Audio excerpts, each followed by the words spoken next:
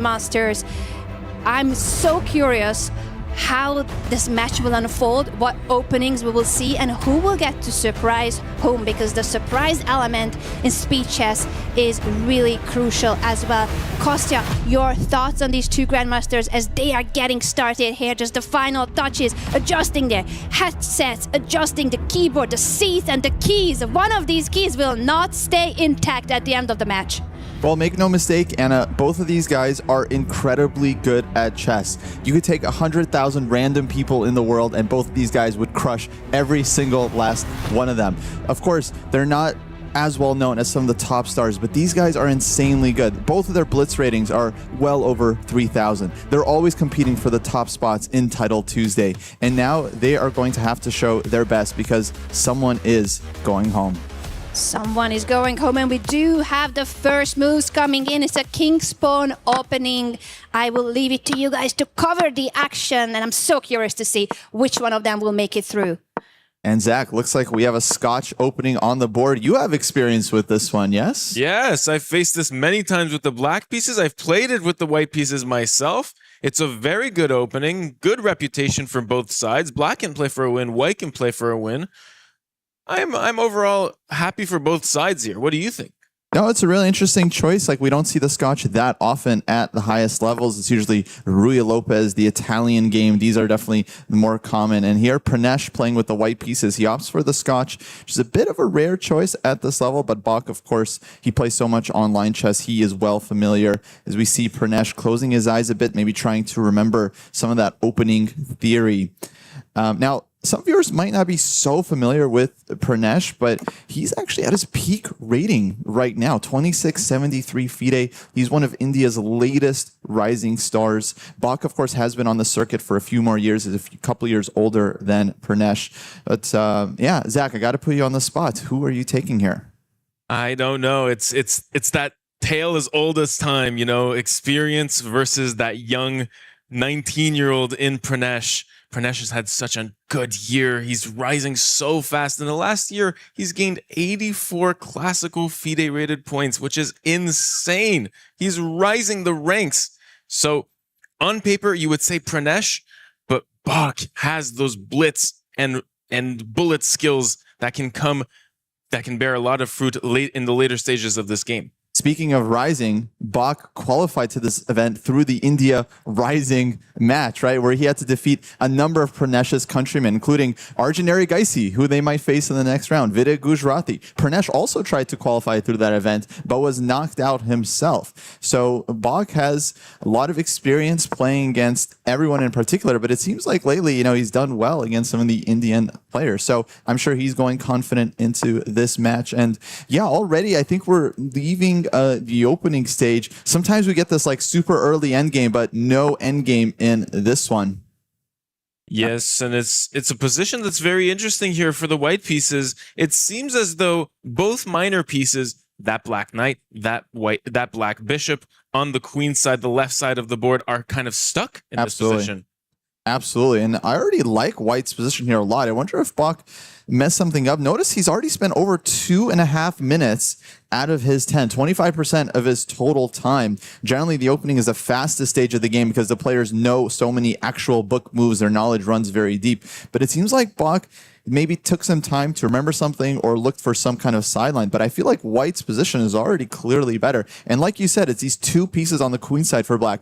They're heavily restricted by this B3, C4 pawn chain. It's going to be up to Black to get these pieces back into play with some kind of pawn break. But right now, this game is looking very nice for Pranesh.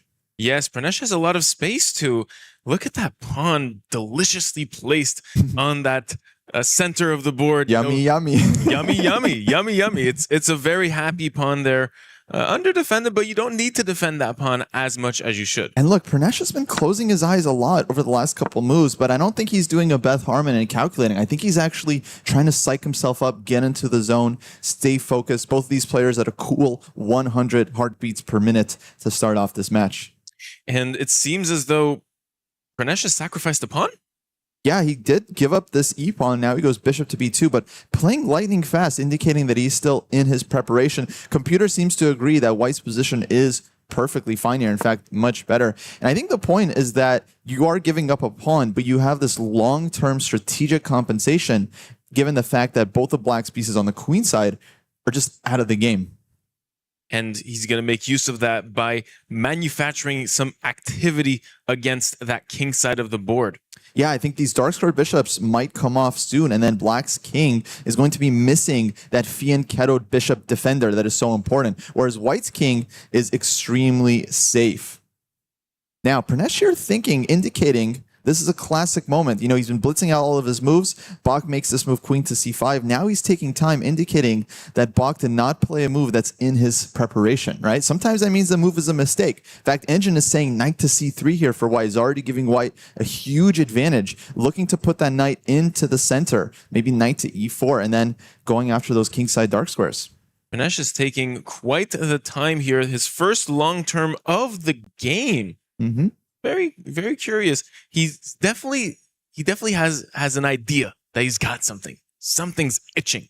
Yeah, these players know if the opponent plays something that's not in your preparation, that means the computer probably thinks it's a mistake, and so he's investing that time to try and figure out why. Now he goes knight to d2. It was much better, according to the engine, to put his knight out to c3. But this move is very logical, right? In his mind, he's thinking these bishops have to get traded. If I block my bishop, well then I don't get the trade. He still is looking for knight to e4, but it looks like Bach manages to trade on b2. Now knight e4 is a massive threat. Massive threat on the board there, and Bach immediately says, no knight to e4 for you. D5. I'm taking that up with my pawn. Fantastic move. And as it often happens, you know, Pranesh had this chance out of the opening. He doesn't spot the computer refutation, and now black is just completely fine. He's broken in the center, and he is managing to get his pieces on the queen side some activity. Now the bishop on a6 and then on b6. They actually have a purpose. They are attacking this pawn on c4. This pawn move is particularly strong for the black pieces because not only you're preventing your opponent's counterplay, but you're also liberating your sleeping pieces on that queen side that have virtually had no play or action since the beginning of the game. Yeah, exactly. So very, very important pawn break. Very thematic for all king pawn players as black e4, e5 enjoyers. You want to often find a way to break with this d pawn. And now, very interesting move by Pranesh. The computer doesn't like it, but a4, he's looking to expand on that queen side and target that knight on b6. Yeah, it looks like he's looking to displace that knight to put some pressure on this pawn in the center, this d5 pawn. Now, I wonder if he's setting a trap, because right now black could take the pawn on c4, but then you would have knight e4, maybe b4, all kinds of moves. Said Bach plays queen to b4. I like this move a lot, getting his queen to a very nice kind of outpost type of square on the b file. The queen cannot be attacked from that square on b4. Really nice move while keeping up the pressure for the black pieces. I really like the black position suddenly. Yeah, it looks very active. He's got counterplay. He's not letting that knight on d2 get into the king side. And now Pranav is going to have to spend a bit more time here to try and figure out how to proceed. It does feel like he's under some heavy pressure, right? At some point, this c-pawn is going to start to hang. Feels like Pranesh needs to find a resource here. Otherwise, he's just going to be worse. Yeah. I mean, and he's taking his time. I think he's definitely looking for his options here. And what do you do about this threat of d takes c4 and then c4 c3, right? Going after the queen and knight. Oh, and he finds the only move keeping balance in this position. Really well done by Pranesh. Queen to d4. Queen d4. I would expect now black to just bring his rook to line up against that queen. Rook a d8 seems like an automatic move here, threatening once again to take on c4 with tempo. But yeah, nice find by Pranesh here, clearly showing some high class in this game. His idea is that if you take my pawn with your pawn, I bring my knight to the center of the board, knight to e4, and threatening to jump to f6, basically checkmating the king, but more directly, you're winning in exchange. Yeah, that would be huge for white. So Bach here spending a bit of time. He's still down on the clock. It's not such a big deal right now because he's got plenty of time. We saw Firouzja yesterday survive against Wei Yi, 20 seconds against minute and a half. I'm never going to forget that game. It was Wei Yi who ended up flagging from that time. And Firouzja got a winning position despite that flag. It was crazy. Yeah, these guys are so incredibly fast. When they decide to turn it on, some of them are just unstoppable. They play all the best moves without using time. It's really a superpower. And you can see that superpower here. Pranesh took 57 seconds to find this only move queen d4 and nails it. Absolute precision needed in this knockout stage. Yeah, exactly. When these guys have to find something precise, they know how to take their time and find that accurate continuation. Now it's Bach's turn to start tanking a bit as he's deciding how to continue here. Feels like he's got a number of reasonable moves. There he goes, plays the most natural rook ad8. I feel like I would have played that move in 2 seconds with my Patzer brain, but of course Bach calculating all of his options, trying to figure out if he had anything better, but does go with just a natural developing rook move. And now seems like he's reinstated the threat of d takes c4. And what do you do as the white pieces? This threat is very, very vicious. The black pieces are just have all their pieces in the game, and it feels like white can't keep up. Pushes a5. I think that move makes a lot of sense. Hitting the knight. Bach, a bit of a reaction there. Didn't really love seeing that. And this is interesting because now black could take on c4 and counterattack the queen on d4. That queen's worth a lot more than the knight on b6. But I wonder what Pranesh has in mind there. He's got rook takes e8 with check to distract the rook, and then he just wins the knight. So dc4 here, I think, would just be a massive blunder. Very interesting move, refuting the opponent's counterplay. It is a move-by-move struggle. This is heating up into a sharp battle. Very, very sharp. So sharp, even the engine is starting to suggest some very strange moves that wouldn't make any sense to a human here. So knight here, I think, has to drop back. Knight to c8 looks like a logical square. You can bring it back into the game via the d6 or e7 squares. Knight d7 is also possible, but then you don't really want to block your rook like that. Yeah, it remains to be seen. Bach is down to 3 minutes at this point in the game. His opponent has twice as much time. It is really, we're entering danger territory. Big time. I mean, these guys are used to playing 3-minute chess, but it's not 3 against 6. It's a huge advantage for Pranesh right now on the clock. And yeah, if you run out of time, you lose the game. Bach is very good at relying on that increment. And we have a blunder on the board. Whoa, he grabs Queen his takes pawn on pawn, a5. and this is losing on the spot. Wait, rook a1? It's just a Pranesh skewer. is just winning a piece. Just a simple skewer. What has Bach missed? Clearly, Bach he has some idea in completely lost mind. control of this game, and Pranesh is just looking at options. I mean, rook a1, that's a classic skewer. You're just winning a piece. That's a full piece up. The rook would slide to the corner, attack the queen, attack the undefended bishop behind it, and just force the queen away, win the bishop. Look at Pranesh. He's totally spotted. He's in puzzle rush mode. And there's Bach. Oh, he just realized how badly he's blundered. He's like, how did I miss this? I don't see a move for black. Everything is defended from white's position. The d pawn is pinned to the rook, so there's no d takes c4. Now you could try to attack the queen with a pawn move sliding up for black, but I take your queen, you take my queen, and your bishop is still hanging. Bishop's still hanging at the end of the line. It's just a winning endgame for white. Pranesh confused. What has the opponent missed? And yeah, there's Bach. He's starting to shake his head. He's now going under 2 minutes, and he's about to be down a piece. I think this game is just over. We might see resignation soon. I think it's a little early just because there are pieces on the board. We've seen so many crazy mouse slips in this event so far. I think you do want to play on a couple moves here, but in a classical game, absolutely. This would just be resigns. Benjamin Bach down on time, down on position. We've seen this scenario before. It is a very low odds to turn this around. Yeah, I mean, he's just going to need a blunder from Pranesh, but I don't think Pranesh, so far, he's just played way too good here to blunder a position like this. Just needs to make sure all of his pieces are defended. Right now, queen is covered, knight is covered, bishop is covered. That rook on a6 is a bit funny, but black has no way of attacking it. I'm expecting him to either take on a7 or just bring the rook back next move. And pawn to d4 here. Might I remind the viewers, the white pieces are up a full piece in this position. Like, yeah, you need to show up for the position at some point and prove some compensation. Otherwise, you're just playing for nothing here. I mean, it's a full piece. It's not just a pawn up. It's a piece up. It's like playing a soccer game with like 3 extra guys. I mean, it's quite a big advantage. Now he can snag another pawn with rook takes e7. But okay, Bach wants to play knight to e5, go after white's queen. Not seeing a ton of counterplay there, but these guys love to just be as precise as possible. Maybe knight f3 now, covering this square, covering the e1 square. A lot of good options here for white. Yeah, one of the best ways to convert here is to just cancel your opponent's counterplay to have a smooth path. But it seems like Pranesh doesn't really care about his opponent's knight jumping to the center here, attacking the queen. He just wants to collect. Yeah, he says, I got everything under control. I'm going to take another pawn. Now my rook is active. There's queen c3. You don't see a queen trade being offered when you're down a piece. But if white takes, then that c-pawn becomes very annoying. Pranesh wants none of that. Drops back. And now Bach is back to square one. He's down to about a minute here in order to try and save this game. But objectively, this one is over. This queen might slide onto the square e7, attack the rook, attack the knight. And from there on out, black has almost nothing to do. Yeah, this game is not going Bach's way. I think we're going to see resignation here just because he's simply heading towards that flag with 30 seconds on the clock. And king f8, the last try to take up the vital square of e7. Yeah, there's bishop to d5. And now Pranesh has all his pieces entering the game. This queen can slide to the square f3, propose a queen trade, threaten checkmate in one move. It is almost a conclusive position.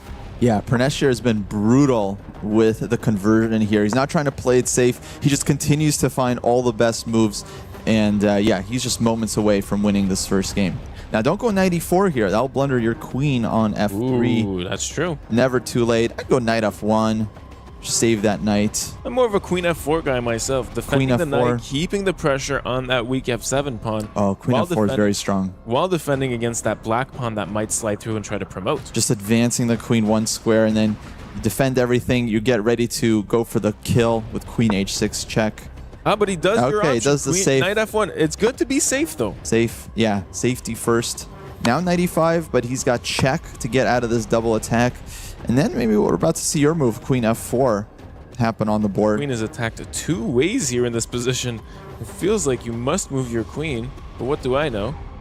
No, is down to under 20 seconds here. Yeah, 20 seconds. I think he's just kind of playing out of inertia, but he will have to strike back in the next game. Otherwise, his tournament life is over. At least we can say he will have the white pieces in that game, so he has a little bit better chances.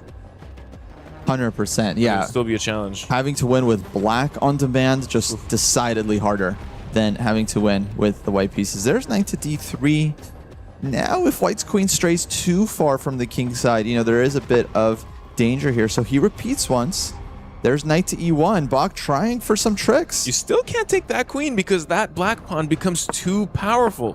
Queen f4, there's another repetition. Pranesh here needs to make sure he doesn't blunder into a threefold, and all of a sudden we have a draw. But Zach, this is maybe not so easy for white to convert. It isn't that easy. You can never trade off queens, which usually is the fastest way to conversion when you're up a piece, taking off the stronger pieces. But here, what does he do? I think Bach has actually managed to swindle in some counterplay. The problem is he's got 13 seconds on his clock. Even if he manages to get back in the game, he is still flagging this one unless he mates Pranesh in the next 13 seconds. Pranesh can still hunt the flag. Oh, and he goes back to d1. There's another repetition, but he avoids it with queen to d1 just in the nick of time. Now Bach goes knight to d3, looking for rook to e1, but he's only got 10 seconds.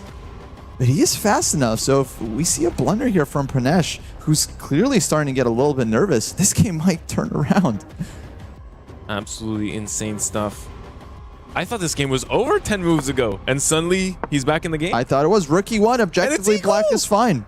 What a turnaround. It's objectively equal, but Bach has 9.5 seconds on the clock. Yeah, Pranesh has to find queen f3 here, and then it seems like black has some kind of perpetual there with rook takes f1, queen c1 check. That's not easy to find, but that's also not easy for Pranesh to defend against. I think Bach is going to spot it. He has to. He has no time. Bach is absolutely locked in with 9 seconds on the clock. It's 9 seconds against 2 minutes, mind you. So what do you do as the white pieces? Do you just flag your opponent, or do you play precisely with that 2 minutes on the clock and take your time? Well, you gotta take your time here. No, he's losing now. My God, Queen e1 check takes. Queen f1. But he missed a win, and now it's equal again. Oh, Black has to find an only move, and now it's winning again for the white pieces. Not enough time to figure it out. And now Pranesh is back in control. If he can avoid getting mated in the next 3 seconds. G5 check. You can take that with check. You can't take with the queen because you get checkmated. Knight g6. Oh my goodness. Knight g6. And this is a draw by force? But he's got no time. Bring the king back. Queen E1, he makes the wrong pre-move. Slip. No, I think he pre-moved that because he had to, but oh, he pre-moved it. He messes it up. And now Pranesh has time to cover the checks, and yeah, Bach is flagging this and one. now it's game over. What a turn of events. Winning for white, losing for white. Equal. Pranesh went through all the emotions, and so did Bach there as they prepared to enter their second game. Nothing is over yet. I would advise the players not to play through the eval graph on this one. They're not going to be happy with what they've seen. Bach apparently missed a win, but so difficult to find. So difficult to find. Very, very tough. Especially with 8 seconds on the clock. Yeah. Absolutely crazy. I mean, give him a minute. You know, he probably does spot it. He's that good. But with seconds on the clock, you're just playing on pure instincts there.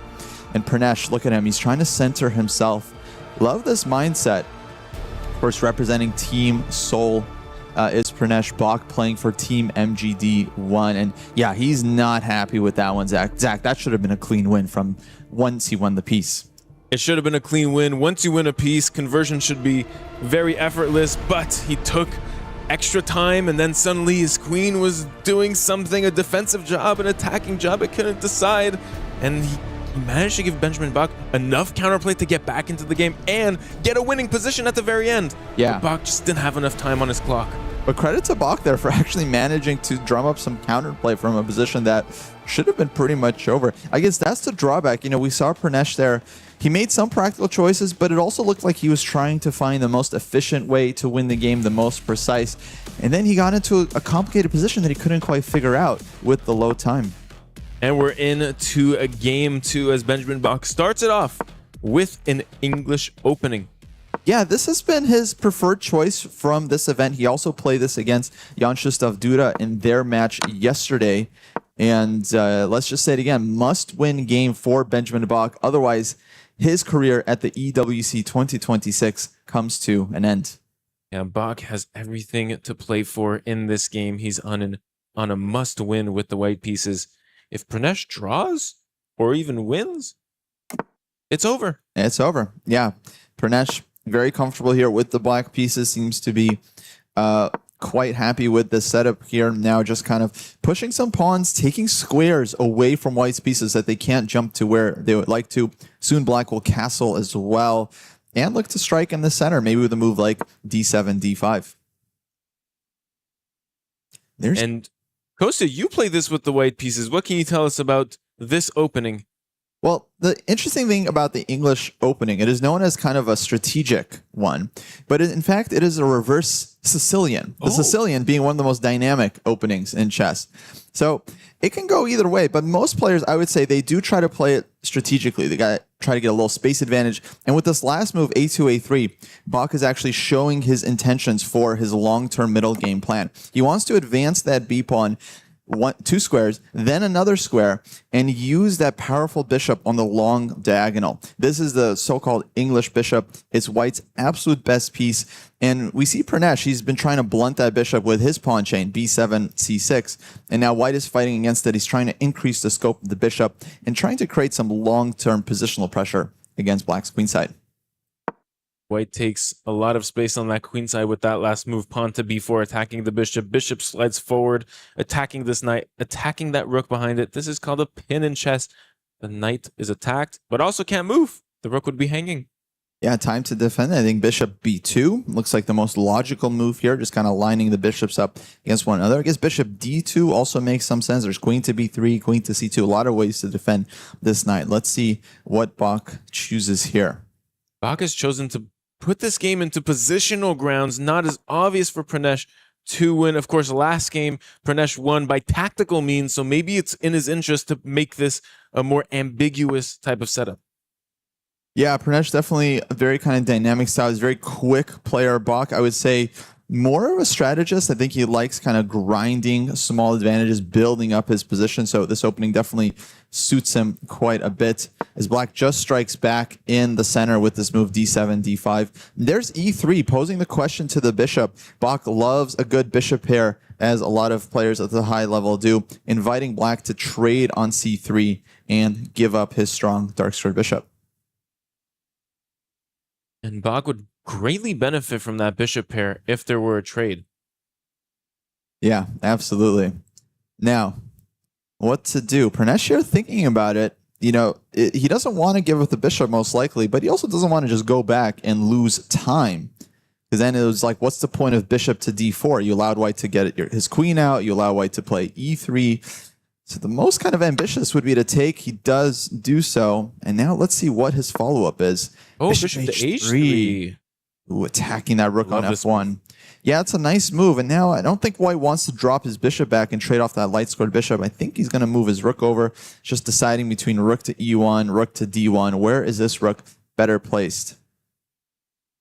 Seems after bishop to h3 attacking this rook, the bishop kind of swarms in around that king, and suddenly you have some king safety issues. It's an unpleasant move for white. You never want to allow this bishop on h3 to live long, but on the other hand, you also don't want to trade off your own light-scored bishop. You lose your best piece. The light scores around your king end up vulnerable as well. So there we see rook to d1, trying to just kind of play around that bishop and avoid the so-called elephant in the room. There you go. And coming into this middle game, it looks like black has a lot of space. Usually the black pieces, they have a setup, low amount of space, but it seems like black is taking the center with these two central pawns and is in better control of the situation. Yeah, I think black's position is very, very solid. But on the other hand, white does have the bishop pair, and in the long run, the bishops can become very, very strong. It's kind of up to black here to justify his play, but yeah, black is a nice center. He's got trumps of his own. Meanwhile, I'm expecting maybe bishop to b2 here. Just put the bishop on the long diagonal and then see what's what. But does black have some ideas here with e5, e4? Is that annoying? Looks a little tempting. I think that maybe this is what Bach is trying to think about, and he does go bishop to b2, but computer is already starting to like black's position. It seems like black just has a lot of control. Question is, will he be able to play on that action he has on the king side of the board? He already has his bishop sweeping in. His knight might be gravitating to this nice square g5. Yeah, we just see this maneuver, knight h7, coming out to g5 to harass that light-scored bishop. Bach drops it back prophylactically, avoiding this attack from the knight on g5. Black's queen maybe can also get into the picture at some point as well. Now, if you're Pranesh, do not move that e-pawn. Do not touch that e-pawn. You will get mated on the spot with queen takes g7. If I was Bach here, I'd pre-move queen takes g7, just in case. Just in case, you never know. Yeah, because the pre-move, it only get played if it's a legal move, and it's only legal if black plays e4 here. There you go. Low risk, high reward. Yeah, rook to c8, no queen takes g7 on the board. I like this move, rook c8 actually. It's kind of nice, anticipating that if white ever captures on d5 with the pawn, black's rook can open up against the queen.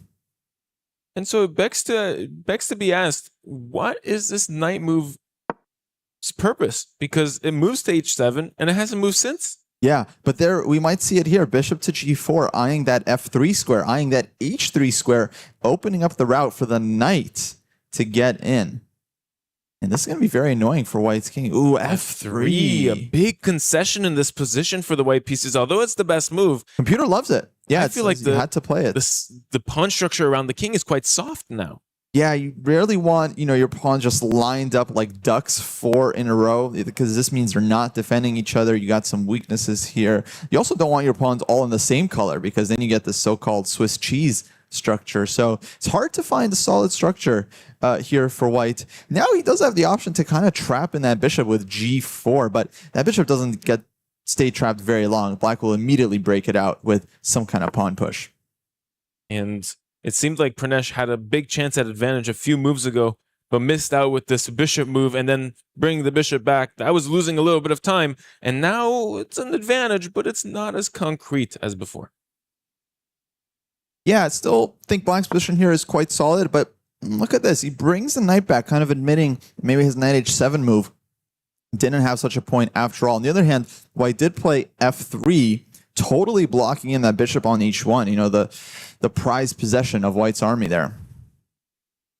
The knight slides back to f6.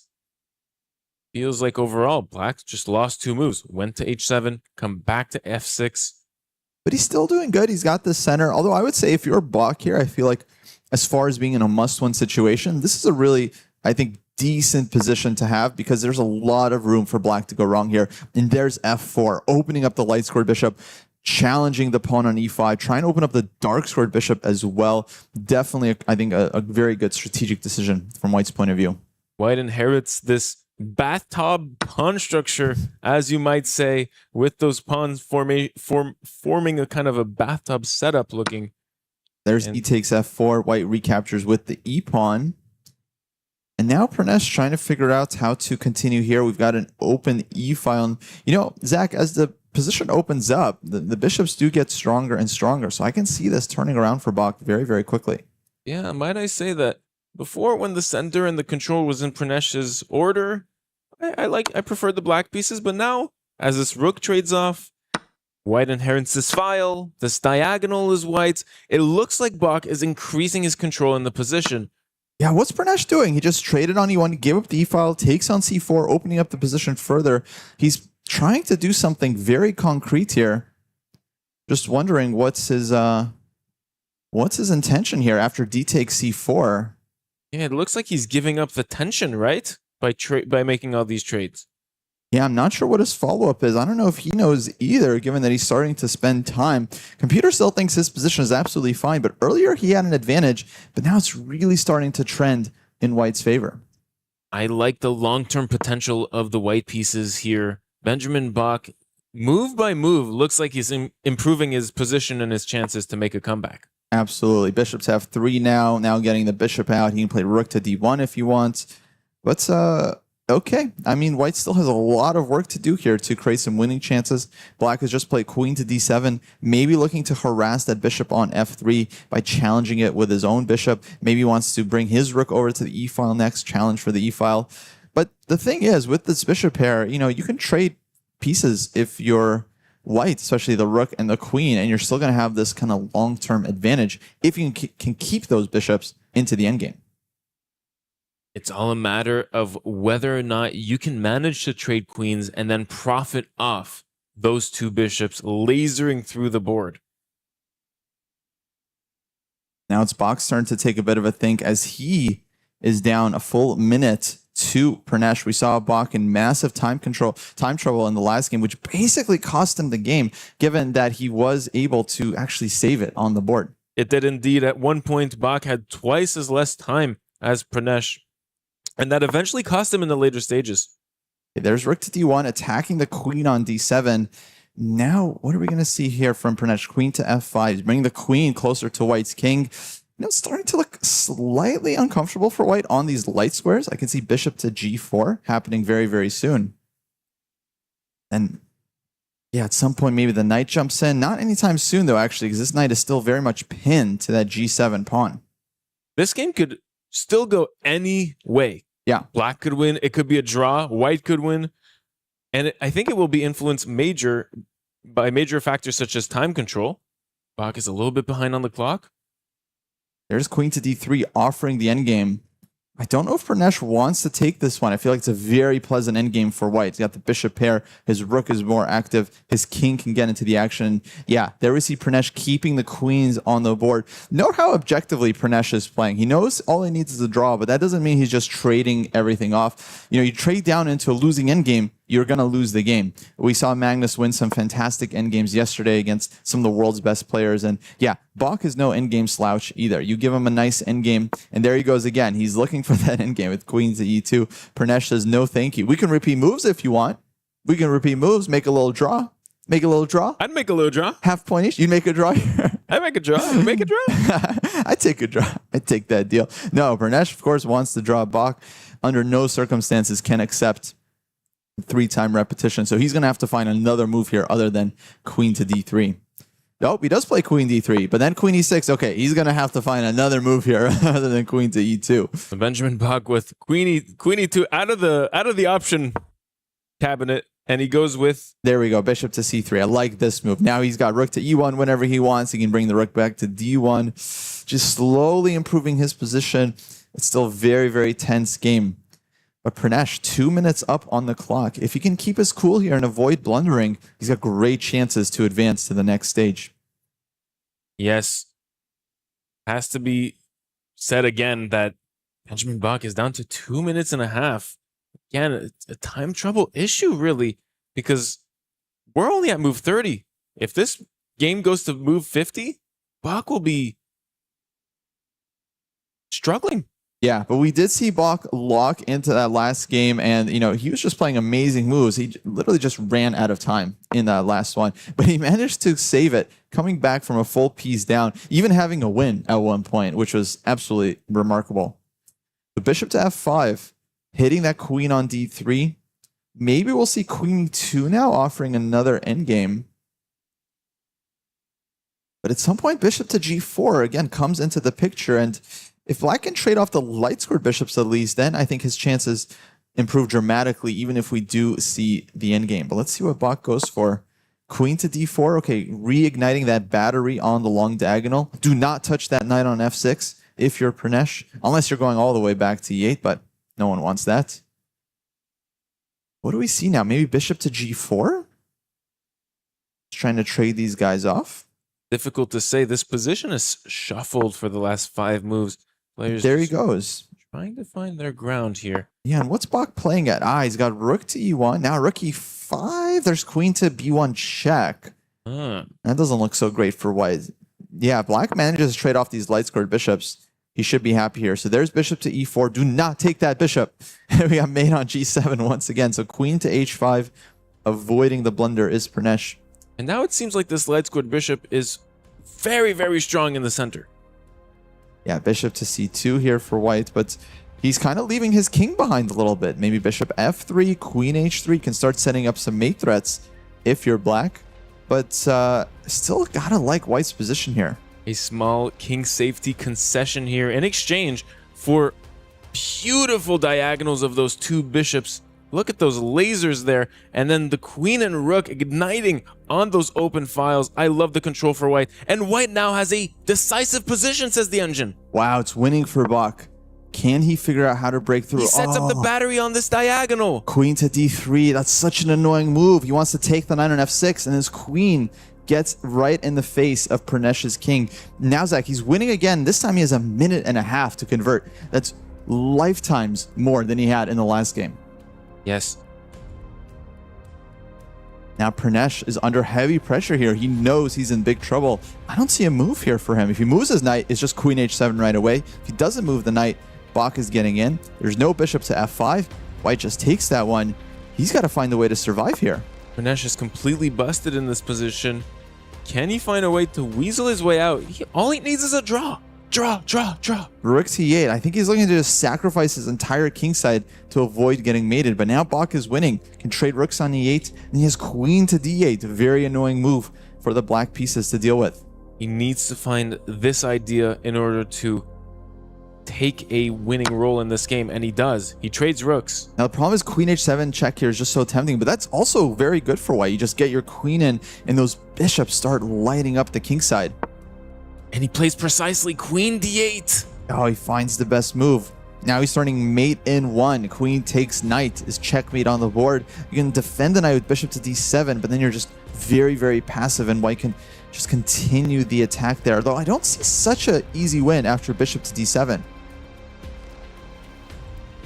Both players are taking time here. This might go down to seconds. Yeah, this is going to come down to the wire. Bach in a must-win situation here to force the Armageddon. Bishop to e5, really nice move. He wants his bishop to d6, checking the king and forcing the king away from the defense of its knight.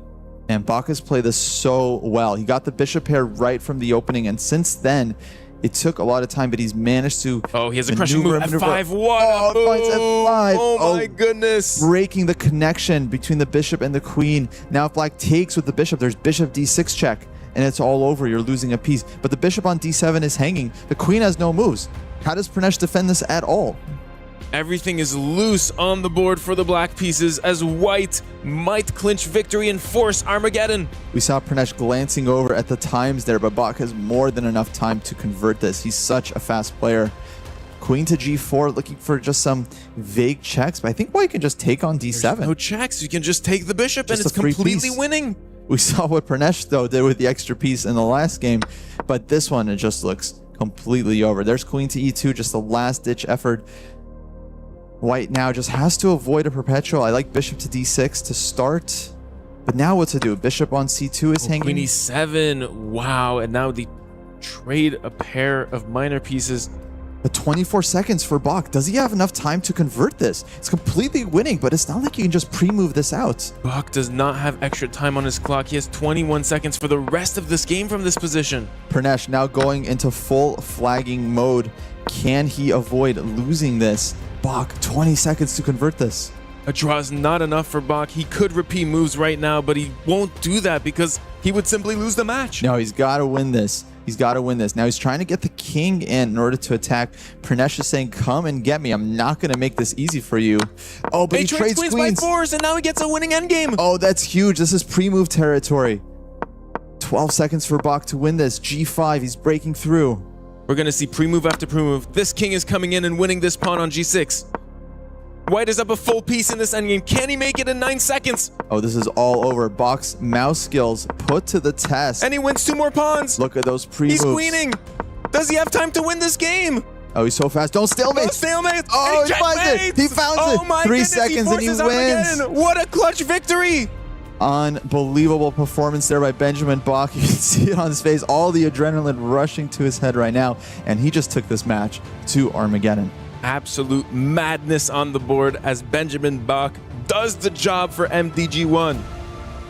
Wow, what an insane comeback. Honestly, very nice game there from Bach. He's maybe a touch worse there in the middle game, but he always kept his dynamic chances. He kept that bishop pair. He did exactly what he needed to do to win that one. And now we have an Armageddon tie break. Now the players here are going to be bidding. Zach, do you want to explain the bidding process here for our viewers that are seeing their first Armageddon? Both contestants bid a certain amount of time on their sheet of paper, and whoever has the most amount of time will not have the white pieces. Am I correct? That is right. Yeah, whoever bids lower will get the black pieces and draw odds in this crucial Armageddon game. So far, we've seen 2 wins for white. So we might see these guys bidding a little bit higher in order to get that white advantage. Strategy is everything here as we get to the final game of now the referees are checking their bids. They want to see who's bidding lower. So far, what we haven't seen is 2 players bid the same amount of time, which has happened in the history of chess. I think they then go to a tie-break bid, just bid again and go from there. And here we go. The players are about to find out what color they're playing with. We'll see if we can read their expressions. Hard to tell who gets white, who gets black, but now they're going to be thinking about what happened in those last 2 games. How can they improve for this final Armageddon? Who do you have as your favorite coming into this tiebreaker, Kostya? I mean, as usual, it feels like the one that won the second game has that psychological edge, but that hasn't always been the case. Sometimes the player that wins the first game calms back down. Pranesh looked really good in that first game. So honestly, it could go either way. I'm very curious to see what kind of bids we end up getting here, because that'll be very much determining who has to go all out for the win. How about that Benjamin Bach, though, a little bit worse out of the opening and into the middle game, and then just finds a way to weave a mating net onto that black king and eventually find success. And there we go. We see the bids there. Pranesh bid 6 minutes and 58 seconds, which means that he will likely be getting the black pieces with this amount of time. Just under 7 minutes, Bach will have white once again, and Bach is again in a must-win situation. And we are moments away from starting this tiebreak. I'm so excited. That last game was incredible fireworks. We get another Armageddon here on the Stream B Battleground. Who would have thought that we get another Armageddon? I would have never predicted that. They should rename our stream to Stream Armageddon. And look at this. We see another English. Bach, though, switching it up with an early A3. And Pranesh says, you know what? You're not advancing that B pawn. A5. Find another plan, buddy. There you go. We have a repeat opening. Same match situation. Everything on the line for Bach. But this time, if he wins, he cancels out the match. He wins the match. He eliminates Pranesh. Yeah. Now, this, I got to say, was a bold bid by Pranesh because he just lost this game with Black when they had equal time. Now he's got 3 minutes less, and he has to not lose this game. He has to hold. Maybe he's thinking about the fact that Bach has been in time trouble both of these games. He seems to be the faster player of the two. And wait, Pranesh, did he just blunder? He blundered the pawn? He gave a reaction there. I don't know if that was a blunder or a mouse slip, but he pushes his pawn to d5, and now white is just winning a pawn if he takes. And it's not any pawn, it's a very valuable central pawn. Oh, this is not a good look for Pranesh right now. He's about to be down 2.5 minutes and the full pawn.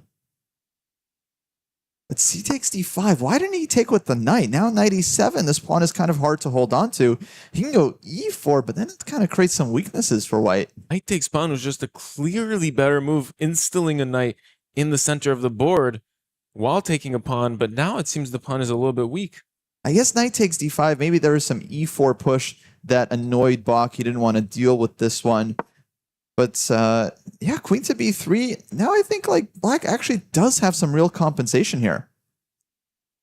And the question remains, will white be able to hold on to that pawn in the center there? You know, even if he does hold on to the pawn, it feels like black has enough dynamics in the position with the dark squares. He can bring his knight around to d6, the blockading square. It seems like this blunder kind of worked out into an interesting sacrifice for Pranesh. Sometimes that happens in chess. And white king is still in the center. I guess that was the cost for taking that pawn. Your king stays in the center, remains quite weakish, even though the position is quite close still. Yeah, now white needs a couple moves here to develop, giving black time for maybe like b6, bishop to b7, bringing the bishop to the long diagonal. Looks to be a very potential play here from black. But no, Pranesh goes full pawn sacrifice. He's saying c6, and he's sacrificing another pawn. He's giving up queen takes b7. That pawn looks way too dangerous for white to take. What happens if I take that pawn? Am I in trouble? Think so. I don't think you want to allow rook to b8 followed by rook takes b2. So Bach just calmly drops back. He says one extra pawn is enough.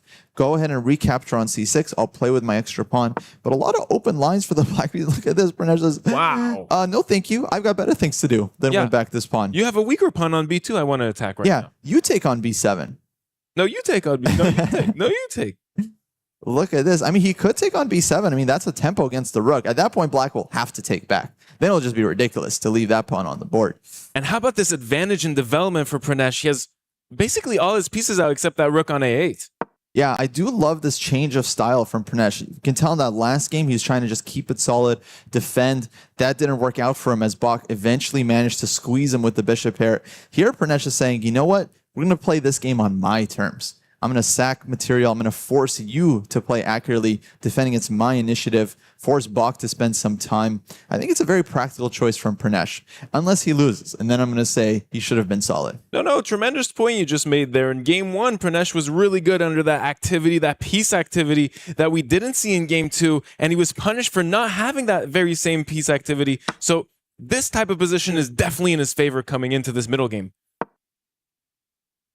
Now bishop to e2, Bach desperately trying to get his king out of safety as Pranesh finally recaptures that pawn on c6.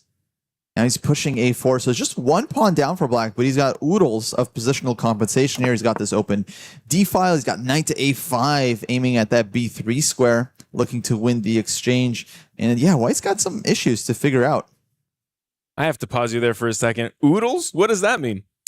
He's like a lot. Wow. Yeah, a lot. Very nice term. Yeah, you got oodles of noodles. Oh, I'll keep that in the memory bank for next time. Now, speaking of a lot, can white just grab this pawn on a4? Knight takes a4 with a tempo on the queen. Ooh, snack on a little a4. Snack little on a little pawn pawn there. huh? Little yummy. Of course, black is threatening to sweep in on that b3 square, but it's not in time. That queen on b6 is hanging first. And he does take, but after queen to c6, then knight will be under attack. White will have to do something about that knight. Okay, he goes queen a7 instead. I'm not sure I get this one, but he is still preparing this knight to sweep into b3 and attack all three white pieces at the same time. Knight b3 is still a big problem. But at this point, white has 2 pawns up, so even if he gives up the exchange... Oh, beautiful resource found by Benjamin Bach. Bishop d1, covering everything at once. But Pranesh sees it coming and immediately bangs out e4, sacrificing another... How many pawns has Pranesh left hanging in this game? Too many. I can't count that far, Kostya. You know this. Pranesh, the pawn sack genius here. I mean, This is like his 5th pawn sack of the game. They weren't all accepted, but he's been offering pawn after pawn after pawn. Some of them might have even been blunders. I don't even know at this point. Pranesh might be the most generous person in the room right now. Very nice guy, I gotta say. Very chill. So he's saying, here, have another pawn. I want to open up my dark squared bishop. Rook to d8. Black just playing for full activity here. But you can't just keep giving up pawn after pawn. Eventually, white can give up a piece, and he's still going to be up material. Mind you, the white pieces are already developed. So what are you attacking? What are you targeting? The king is already safe. Yeah, I mean, it does feel like the pieces are quite discoordinated. You know, knight on a4, bishop on d1. These is not where these pieces want to be. But on the other hand, it's a lot of material for white. And if he can somehow stabilize, black's initiative runs out. The computer doesn't think that black actually has enough for the material here. But if we count the material, what's the score right now, Zach? 3 pawns up? White is up for 3 pawns. 3 pawns up. It's insane. But Engine is saying it's close to equal. That means that black compensates with their piece activity on the board, which is astronomical. Now there's knight to d4. Bach gives back 1 pawn in order to trade off black's powerful dark square bishop. But now the rook is incredibly active there on d4. Honestly, love how Pranesh has played this Armageddon so far. But we'll see if he can keep it up with the accuracy. So black wins back a pawn here. Pranesh in the driver's seat, I would say. His pieces are just more active and more influential over this chessboard. Now, queen is attacked on d2. Jumps out queen to f4. Feels like there's a lot of decent options here for black. Maybe just brings rook a d8. Doubles up on the d file. There's still knight to b3 he can throw in at any moment. Bishop to c4. A lot of ways to attack white's army. You could choose knight to c4. Another move. Looking at that d2 square, perhaps.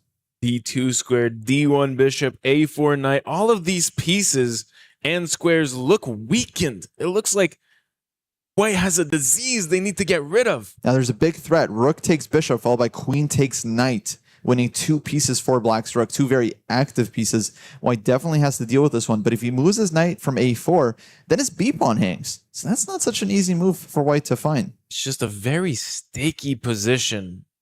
Very, very difficult to navigate for the white pieces, who at least, Benjamin Bach, he has more time on the clock to compensate for that, but he's catching up to Pranesh. Catching up fast, only 40 seconds. And remember, Pranesh started this game 3 minutes down, which I think his bid was actually very smart. He knows that Bach is going to be spending more time, so he can kind of afford to give him a bit of a handicap to get those coveted draw odds. We remind the viewers, if this game ends in a draw, it is the black pieces played by Pranesh that will advance to the next stage of this round, where the winner will be facing Arjun Erigaisi. And here I must interrupt. There is a big mistake on the board. Bishop to b3. This last move by the white pieces is not the best move here. And it costs white from a very nice move that black has. He's allowing knight to d2 with the fork, but I think Bach and he very much... No, I think Bach was very much... intending to allow this. He's not surprised by knight d2 at all. Now, he might have misevaluated something here. Right now, you can't take the rook on f1 if you're black, because then you lose that f7 pawn, and then white is extremely active there. But if black just takes back on e6, the rook is still hanging. 2 pieces are hanging. The knight is still hanging. Bach might have underestimated this one. And now 2 white pieces are under fire. How do you deal with such a situation? It's very difficult. Now, isn't rook to d1 counterattacking the knight? Then what's black doing there? Queen takes a4. We're taking on d2. Rook to d1, knight to b3. Knight to b3. Excellent move there. Oh, that's sick. That might have been what Bach missed. Double attack. Oh, and he's just spotted it. You can tell that he's not happy with this position. Like There's his position at all. Insane how good these guys are. And Pranesh, did he find this? That's really nice. So if rook counterattacks knight on d2, knight drops back to b3. If you trade, knight comes in. There's going to be a fork on e2. That knight for black be hopping. Absolutely. Meanwhile, the white's knight on a4 is just sitting there like an absolute donkey, just hanging there, waiting to be captured. He might have to just pull this knight back and give up the exchange on f1.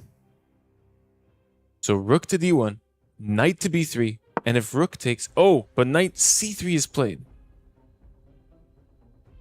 The knight comes all the way back.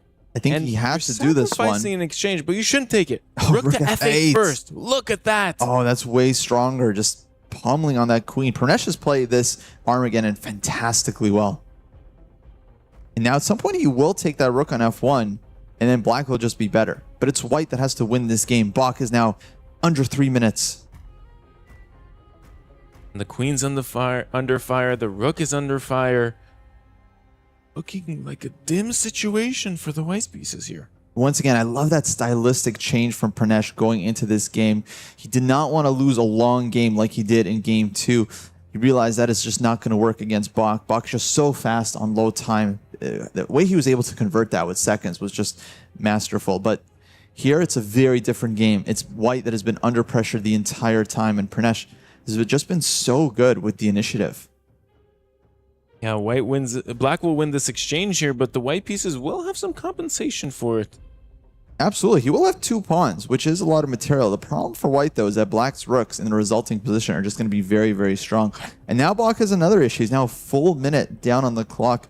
Doesn't have the increment to rely on to save himself. So unless he gets some kind of simple endgame that he can pre-move out to a win, he's in big trouble. Bach taking a lot of time in these last 3 moves. 1 minute and 15-second turn, 55-second turn. It's not looking good as far as his directness and his confidence coming into this early endgame. Yeah, he's about to cross under 90 seconds here. Pranesh, nearly twice as much time as his opponent. And we can see Bach very unhappy, but he needs to lock in. He needs to get into bullet mode and start making some moves fast. What does he do? That queen is under attack. Queen to e3?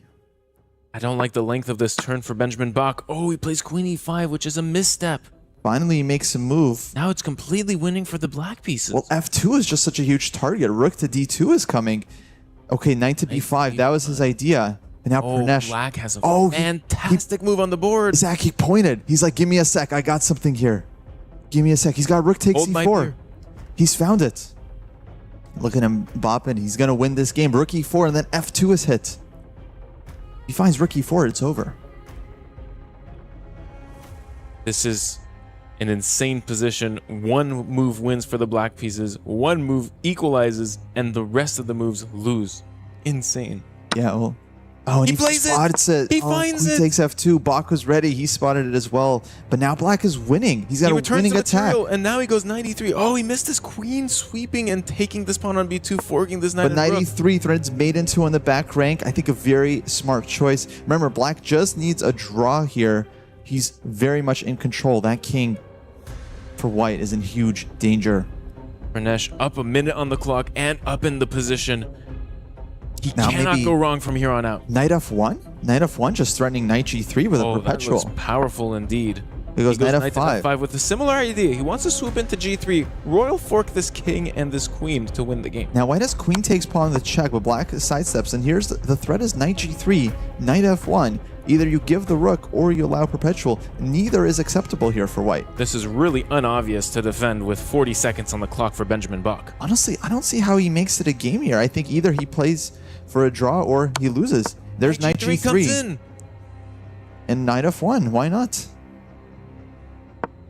And queen to f4. Really nice move. It's an even stronger move. Threatening a potential mate. Knight f1, double check, queen h2. Oh, and there's Pranesh. He's winning, but he's just threatening the draw. He knows that's all he needs. He's forcing this repetition because that's all he needs. Oh, a draw wins for black, wins the match. This is so smart by Pranesh. This is the beauty of Armageddon. He's just going to force the repetition. And it's a force to draw. Pranesh takes this. Wow. Incredibly well played Armageddon by Pranesh as he advances to the decider match where he will face Arjun Erigaisi to get into the playoffs. Wow. This means a lot for Pranesh and his team Seoul. Congratulations to him on, honestly, very, very good play. I was super impressed with that first game. Yeah, I mean, incredible play by both players. Pranesh here winning that first game, Bach winning the second game in style, and then Pranesh. Anna, your thoughts on this match? Incredible, absolutely mind-blowing. And the fact that Pranesh did that little gesture to us, the audience, he knows that we are watching. He knows that all eyes were on him on that moment, on that critical moment. He knew it, he sensed it, and he plays for us, the viewers, the audience, the fans. And that, I think, is really just a nice touch. Also, the fact that this is going to make his team, Seoul Esports, really happy. And on the other stage, Nihal Sarin for Seoul Esports is just about to beat Wei Yi. So it could be a really good day for Seoul Esports. Good start of the day. This is what Esports World Cup is about. This is all about the clubs, the championship points. The players are here for their own glory, for the individual prizes, but also for the glory of their team. So looking good at the moment for Seoul Esports. And when it comes to these 3 games that we have seen, Zach, how would you sum up what happened from game 1 to this final crucial Armageddon? I loved Pranesh's play all the way through. That game 1 was so smooth. I mean, he missed this one move out of the opening knight c3 to get an advantage, but other than that, it was a near perfect game from Pranesh. Absolute world class. Well, there was that bit of a time scramble at the end. You know, Bach was very, very close, but Pranesh got the job done. Dude, I love that finger point from Pranesh when he was like, that's going to show up in the highlight reel. The editors and clippers will have a feast with that one. What a nice find. No, brilliant Armageddon there from Pranesh, that display. I love that change of style. Again, he gets ground down that second game by Bach, gets black again in that third game, completely switches it up, plays it sharp, and gets the job done. He got the job done, and we have Jan on stage to talk to the winner of this crucial match, Pranesh. Pranesh, congratulations on the win. Bit of a roller coaster of a match. Talk us through it. Yeah, first game I missed this knight c3, but I was fine. Then I just, in the time trouble I had, I gave him some chances, but okay, I won eventually because he has less time. And second game I just blended this queen d3, queen h7 area. Then it was just losing. He had some 3 seconds to finish the game and he did it. And the next game I thought that we'd have to play for draw. Yeah? I thought, okay, let's just go for a win, and if I get a draw, then it's fine. Maybe that's how it works for me. I have to ask, in the Armageddon you sacrificed 3 pawns. The first pawn sacrifice, was it intentional or a mouse slip? What happened there with his d5? First was just blender, and then second was just, I thought, okay, I gave 1, so why not second and third? Yeah. No, that was a cool game. Your team, last time I checked, still at 0 points. Seoul, they need some help in chess. Well, how do you see the chances? What happened to Nihal? I think it depends on that. I think we will do really well. Yeah. Best of luck, and thank you so much, Pranesh. Back to you guys. Thank you so much, Jan, and congratulations to Pranesh for team Seoul Esports. Very happy day for Seoul Esports so far, because yes, his teammate Nihal Sarin on the other stage at the chess event is winning at the moment against Grandmaster Wei Yi. And as for Pranesh, he is through to the next round, the decider match against Arjun Erigaisi representing Gen G. That match, Pranesh against Arjun, will decide which one of these 2 grandmasters from India will make it to the playoffs. The stakes could not be higher. $1.5 million is the prize fund here, ladies and gentlemen, in chess at the Esports World Cup in Paris. And Pranesh is 1 step closer. He just needs 1 more win to make it to the big field and get a huge chunk of that prize money. And what we're gonna see next is also the same stakes. We are in the knockout stage. No second chances. Our coming up match will feature the youngest participant in the field, 16 years old. Only 16. When I was 16, maybe I don't know, I was drawing, I was like trying to ride a bike. He's 16 and he's playing at the Esports World Cup. His name is Sina Move Ahead, representing Team Stallions. He'll be facing a very experienced Alexei Sarana for Fnatic. That match is all for nothing. The winner moves on, the player will get eliminated, and their keys will get crushed. We're gonna go on a short break, but when we are back, that match is coming up next. The 16-year-old against a very experienced grandmaster. See you in just a second.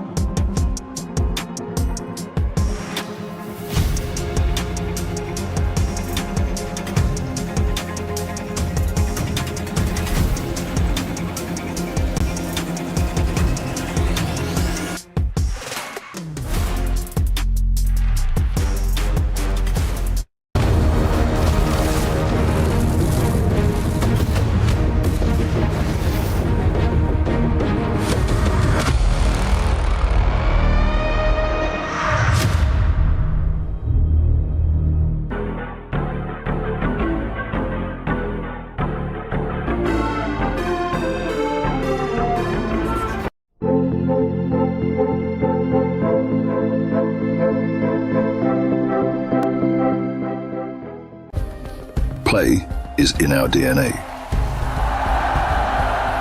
Whenever we let it out, it becomes our superpower. Now imagine an entire city being built to supercharge it. Kadir City, powered by Play.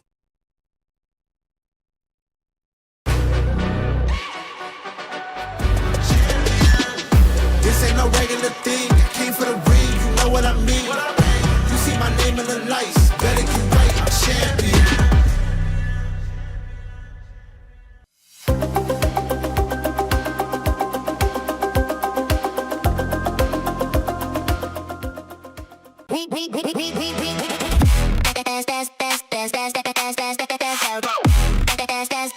We book Esports World Cup up.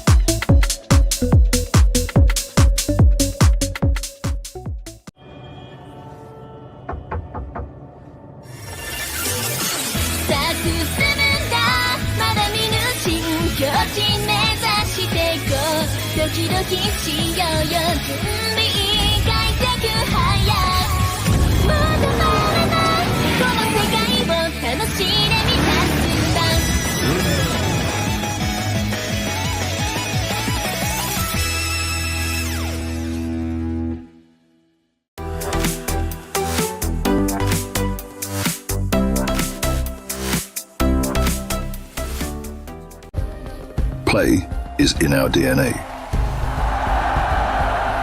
Whenever we let it out, it becomes our superpower. Now imagine an entire city being built to supercharge it. Kadir City, powered by Play.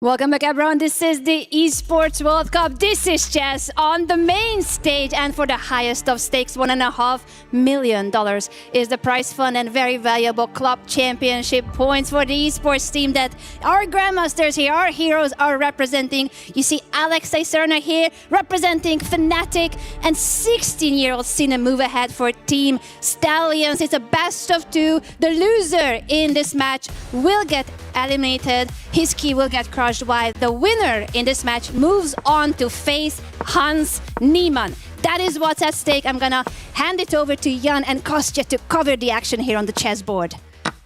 Thank you so much, Anna. Let's jump right into it, Kostya. What opening is this? Oh, this is the famous Marshall Gambit, is it not? Played by Serana with the white pieces, sacrificing a pawn right from the get-go and getting some very funny compensation. He's turning mate in one right now, Jan. Yeah, this guy Marshall was a creative player. He invented two of my favorite openings, the Marshall Gambit and the Marshall Attack, sacrificing a pawn either way. And this line is considered very, very dangerous for black, but it is very move by move. And Sina move ahead. He's a young guy. He's 16. He likes to play move by move, be very specific. Serana got caught off guard by this very opening. It cost him the World Cup when he lost a match to Jose Martinez, getting eliminated in the same Marshall Attack. So let's see if he learned his lesson here. Oh, that's some good insider info. Yeah, I really find this matchup very interesting. Yesterday, Sina move ahead. He lost this incredibly close match where he had mate in 3 on the board, but just not enough time to find it. Didn't see 3 moves ahead. He couldn't see 3 moves ahead, but I was super impressed with his play. Serana, of course, has been around for several years now. He's really well known in all the Title Tuesdays, the Speed Chess Championships. Jan, your predictions for this match? I think Serana should normally be at a small advantage. He's a former European champion, European team champion. He won the first big esports chess tournament we had back in 2023. He's no stranger to the online game, only 26 years old. I don't really have a good read on how strong Sina Movahead is. I know he's had good results online, of course, but he's only 16. We haven't seen him at this level that much yet. So I'll take Sarana, but I have been wrong before.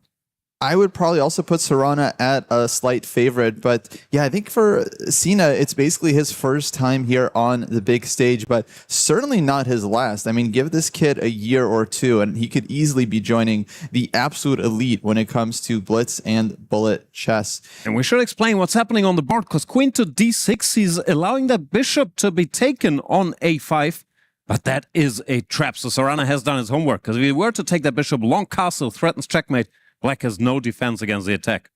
Sina move ahead, smells a rat and goes for a more solid move. Yeah, he sees that coming, but he's spending a lot of time here out of the opening, indicating that he's not so booked up here as Sarana might be. From what I've seen from Sarana, he's often really well prepared, especially with his favorite 1d4, but now he's also spending some time. Sarana has been a bit of a guru for me for a while. Often when we have training sessions with the German national team, we don't know what to play against someone. People say, just look up Sarana's Title Tuesday games, especially if it's 1d4 openings. He has a very narrow opening repertoire, but he almost always has a good idea. And this time again, he plays this rare move knight in front of the king and then gives the piece. He's very, very interesting. Chess theoretician, we call it, doing his homework. Yeah, yesterday we did see Sina get knocked down to this stage by Denis Lazovic. I feel Lazovic and Sarana kind of very similar players, very technical, very fast, and yeah, Sina's going to have his work cut out for him in this first game. Bishop to c3, eyeing that g-pawn, which black cannot allow white to take, as that rook in the corner will then hang as well. But how does he defend against this one? I guess you bring the knight out, knight to f6, so white will probably castle queenside. Creating more of an attack, forcing black to castle queenside as well. And these positions are often white has the two bishops and more active pieces. Black is a pawn up. If black can consolidate, he's doing well. But so far, I like Sarana because I think he's still in his book, while Sina has to find his own way here. Yeah, it seems like white is just getting his moves out very, very quickly here. He just castled queenside. Now he's starting to take that knight on f6, and then the bishop on d7 hangs with check. So black has to figure out how to deal with this threat. Got a castle. You're allowed to castle if the queen controls the b8 square. The rook is allowed to cross the queen, controlled by the white queen. The king is not. A lot of people don't know that. There's some stories of players asking the arbiter if they're allowed to castle in certain positions. Even legends, like I think Viktor Korchnoi, vice world champion, once had to check with the arbiter, but that is allowed, and Sina Movahed knows the rules of chess exceptionally well. And Sarana continues to play incredibly fast. Queen to a3, another non-obvious move, indicating that he's still in his opening preparation. King to b7, defending that knight to a6. Now rook to d4, another tempo on the queen. Jan, do you believe in this famous rule? I think Kasparov gave it, that if you attack your opponent's pieces 10 times in a row, they will blunder. I wasn't aware of that, but he's on a good streak. That queen had to move a lot. And this is what Sarana does. He finds a way to make you walk a narrow path, often in slightly surprising lines with knight to e2. And if you can't walk that path, if you don't know what he's going to do, it's very, very difficult to figure out the way over the board. So far, it looks like Sina's hanging in there. And b4, another attack. Wait, how many attacks has it been? Did you count the attacks on the queen? It was knight to g3. It was queen a3 with tempo. It was rook to d4. It was b4. That's at least 4 attacks in a row. 6 more, and he's winning this game. More. Now he will slow down a little bit, it looks like. No way to keep chasing that queen. Black is threatening to stabilize by pushing pawn to c5 himself, because then white were forced to react to the attack of the rook. The black piece would come, so probably you want to drop that rook back and slow down a little bit. Yes, you could go c5 yourself as white, attacking that knight, but then you give up the d5 square, yeah? Yeah, some squares. Knight goes back. Hey. Sarana finally thinking, what's his heart rate? 160? Wow. Is that a new record? We've seen the 150s. That's the highest I've seen. Yeah, is Sarana okay? Can someone got to do a wellness check on this guy at some point? Let's keep an eye on that one. That's a very high heart rate. This is our first time, I believe, seeing Sarana on the Battleground stage. And yeah, this is easily the highest heart rate we've seen thus far. Yeah, only his second match, he lost to Hikaru Nakamura earlier in the tournament, if memory serves. Yeah. And now he has to win to earn a date with Hans Niemann. Fight for his tournament life. Han's likely watching this match so he can anticipate his next opponent, maybe do a little bit of opening preparation before that deciding match later today. And Serrano using his time edge to try and figure out how to proceed. He has taken on a lot of responsibility with the white pieces. He's down a pawn, he's pushed the pawns in front of his king. So if he doesn't continue with some precise play here, Black could easily overtake the initiative. When he goes bishop out, I was wondering if pawn to c5 was a threat, but maybe then the bishop could give a check to the king, so he's trying to stop that in a different fashion. Yeah, I like this move, bringing the bishop to f3. He opens up his rook to join the play as well, probably doubling on the d file is in the cards here for white. And Sina moves ahead. Yeah, got his work cut out for him as he tries to figure out how to defend this position. Good news for Black is he's a pawn up, so even if he sits passively, I don't know, manages to exchange all the rooks, bishop back, then take off as many rooks as possible. If nothing direct happens, pawn is a pawn. But practically, of course, it's a bit unpleasant to get ambushed like that. Yeah, right now, computer's saying bishop c8 is the only move to maintain equality. Only move, yeah, wow. Yeah. That's not an obvious choice, but he does find it. He sees that move ahead, and he opens up the rook against the rook on d4. Very quality play there by Sina. Only 16 years old, our youngest participant. But this guy, it's not like this is his first chess tournament. He's won under 8 championships. I looked it up. Oh, wow. So even the 16-year-olds, they normally have 10 years of experience in chess. Yeah, absolutely. No, we have teenagers that are just in the world's elite at this point. And yeah, I mean, it's the next generation. You know, they're all coming for Magnus's #1 spot. I don't like it. I don't think you should be allowed to be good at chess before you reach legal drinking age. That's funny. Yeah, and let's see, Serrano now taking his time, trying to figure out how to deal with this.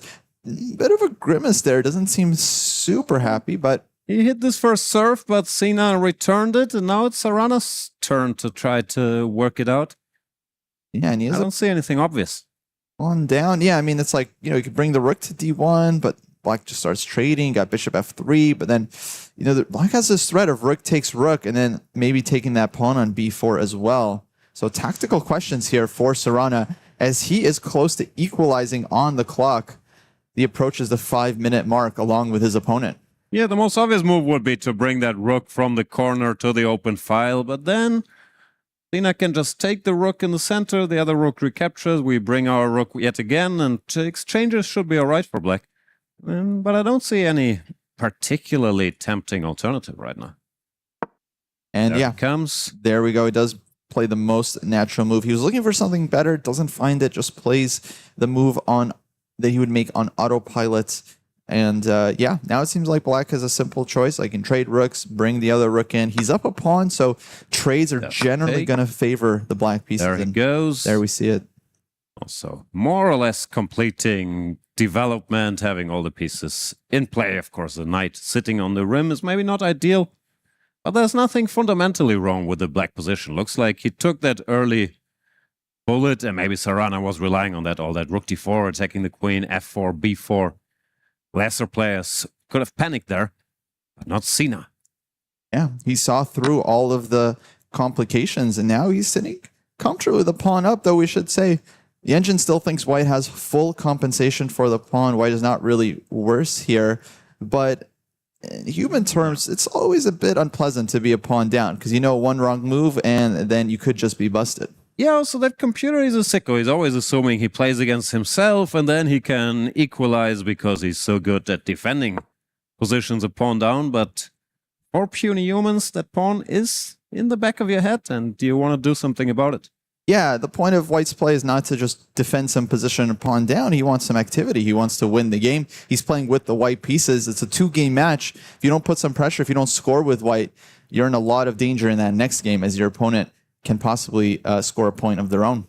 That is true. But I always thought winning is best, and second best is probably draw, and losing is really bad. So you I'd agree with really push too hard either. If that win is not there, you don't want to lose. Yeah, exactly. As my coach would say, draw is a normal result. There's a bit of a built-in problem with chess. That's why we need all these Armageddon. But what can you do? For the position, yeah, black looks fine. Pawn to b5 is a threat now, exploiting that pin, but the queen can enter. It goes all the way. Could also have gone to d6 pinning, but it goes all the way to d3, allowing pawn to b5. Yeah, clearly he has something in mind here. Maybe b5, he just drops the knight back to Back. b8. As he's seen a move ahead, he's having a full conversation with himself. He's saying some stuff. I like that he's talking. He was also celebrating yesterday when he was winning, and a bit of fist pumping. I wonder what he's saying, though. Yeah. b5, knight b8. Don't forget. Yeah. But yeah, this queen d3, also an unpleasant move for white. Black has a lot of checks now. Queen to e3 check, kind of lurking in the position. So not the most comfortable spot for white's king. And hence we see king to b2 from Serrano, just avoiding checks. Why can't I take the pawn? Events. What's going on? Ah, bishop back is his trap. Ooh, nice So trick. the queen takes the pawn, then bishop e2, and there's Gödel skewer. And that's just one move ahead. So I think Sina's going to spot that one. He's not going to take on c4. But, you know, black also has these kind of long-term problems. Bishop on c8, knight on f6. It's hard to move these pieces. See, I thought I was going to write the Sina move ahead jokes into the ground, but you're really giving me a run for the money here. I'm trying to get at least 50 into today's match. 75 if we hit Armageddon. Yeah, you can't take the pawn. What do? You could, I don't know, move this horsey back from a6, but he goes bishop to d7, also nice move, keeping an eye on that weak pawn on c6, anticipating the white b5 break.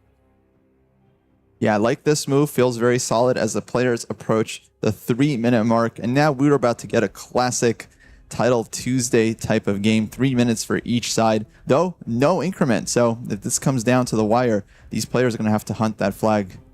I like Sina's chances right here, right now, not just because of the clock and the extra pawn, but also I think normally, at least the word on the street is young players, maybe strategic weaknesses, maybe not that much experience in the opening. But if you give him an open position, all the pieces are out, an extra pawn, active queen, you can't out-calculate this guy, and you can't out-mouse speed him either. So I like his chances.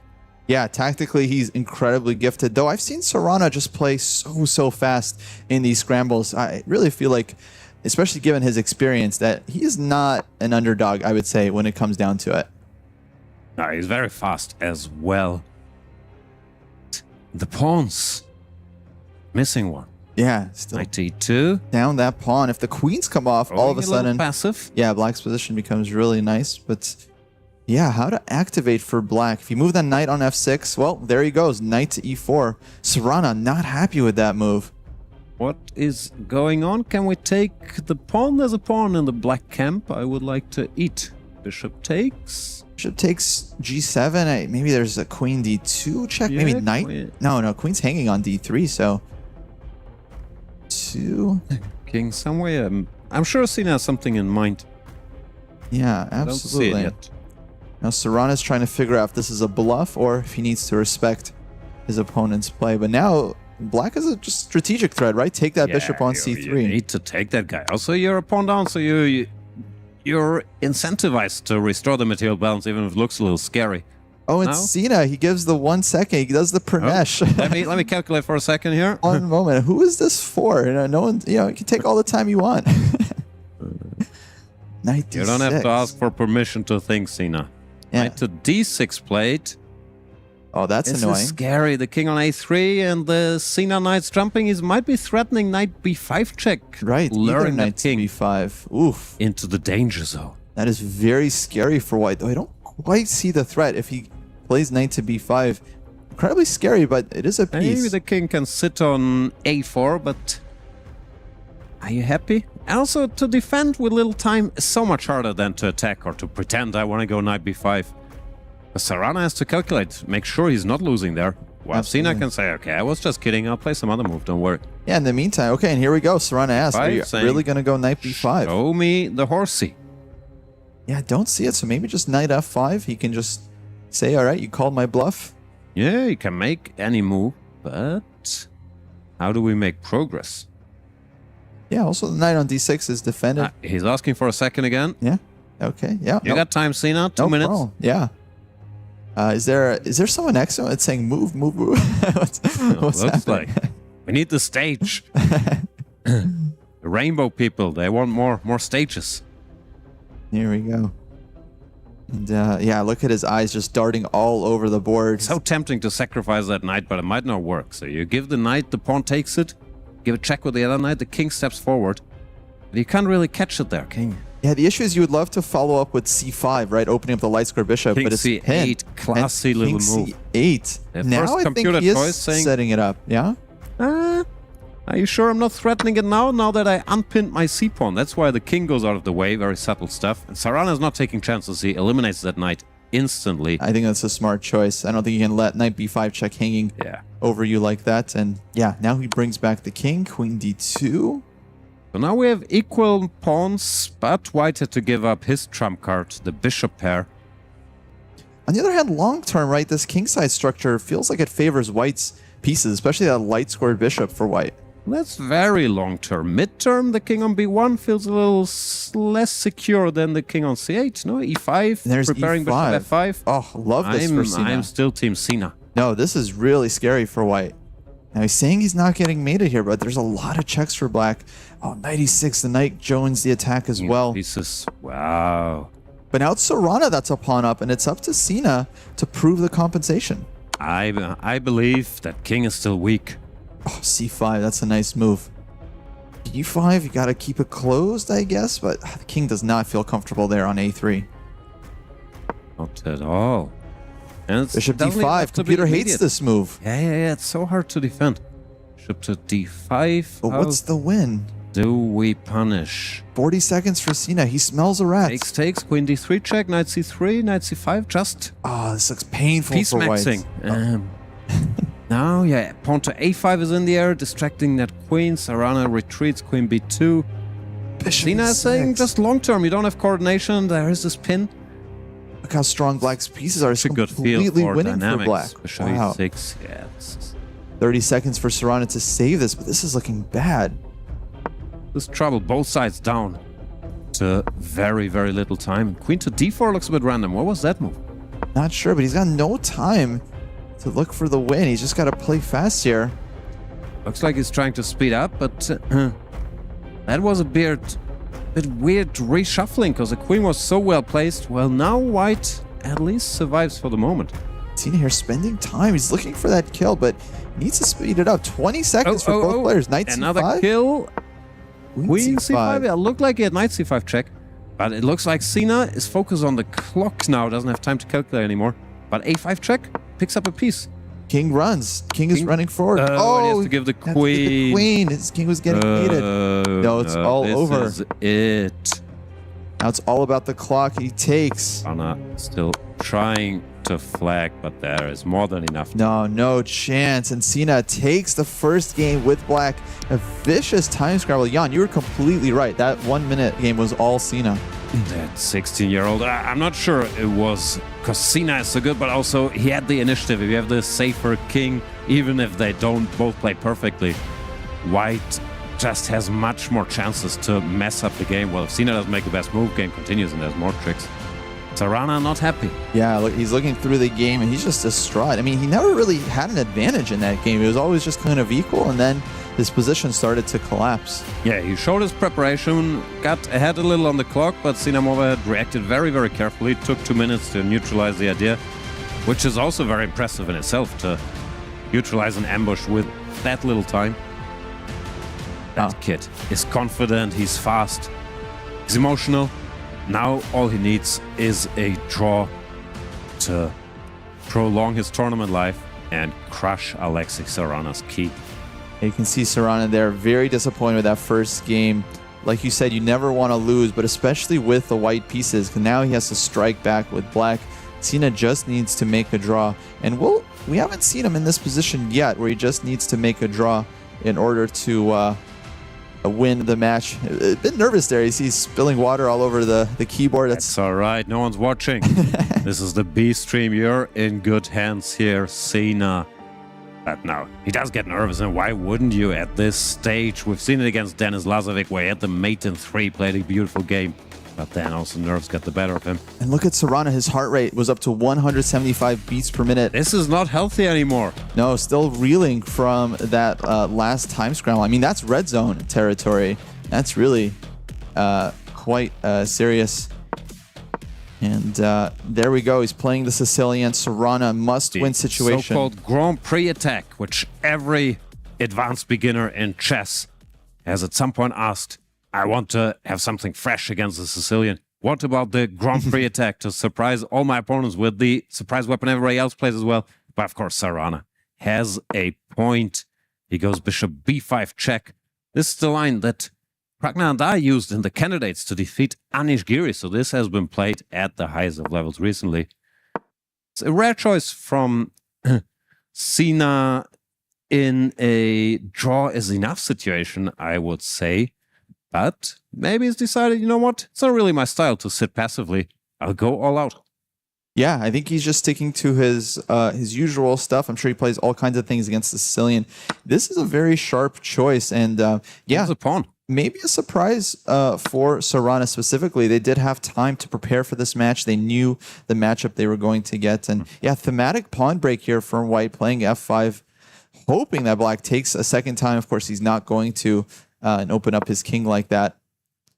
And yeah, I gotta think if you're Serrana here, I mean, You can't be more happy. Such an unbalanced position that is also fine with Yeah. Black after 8 moves. Like, this is... I understand. I think you're right. Sina's just sticking to what he prepared. But in a draw is enough situation, most people would have done something drier. But that's also... yeah, but yeah, it doesn't suit his style. And I think Serrana, you know, of the two, definitely the better kind of positional technical player. So stylistically, I feel like it's a good choice, but well, we'll see how the game goes. Yesterday, we saw Noterbeck completely shut Duda down with the white pieces, Yeah. playing the C3 Sicilian.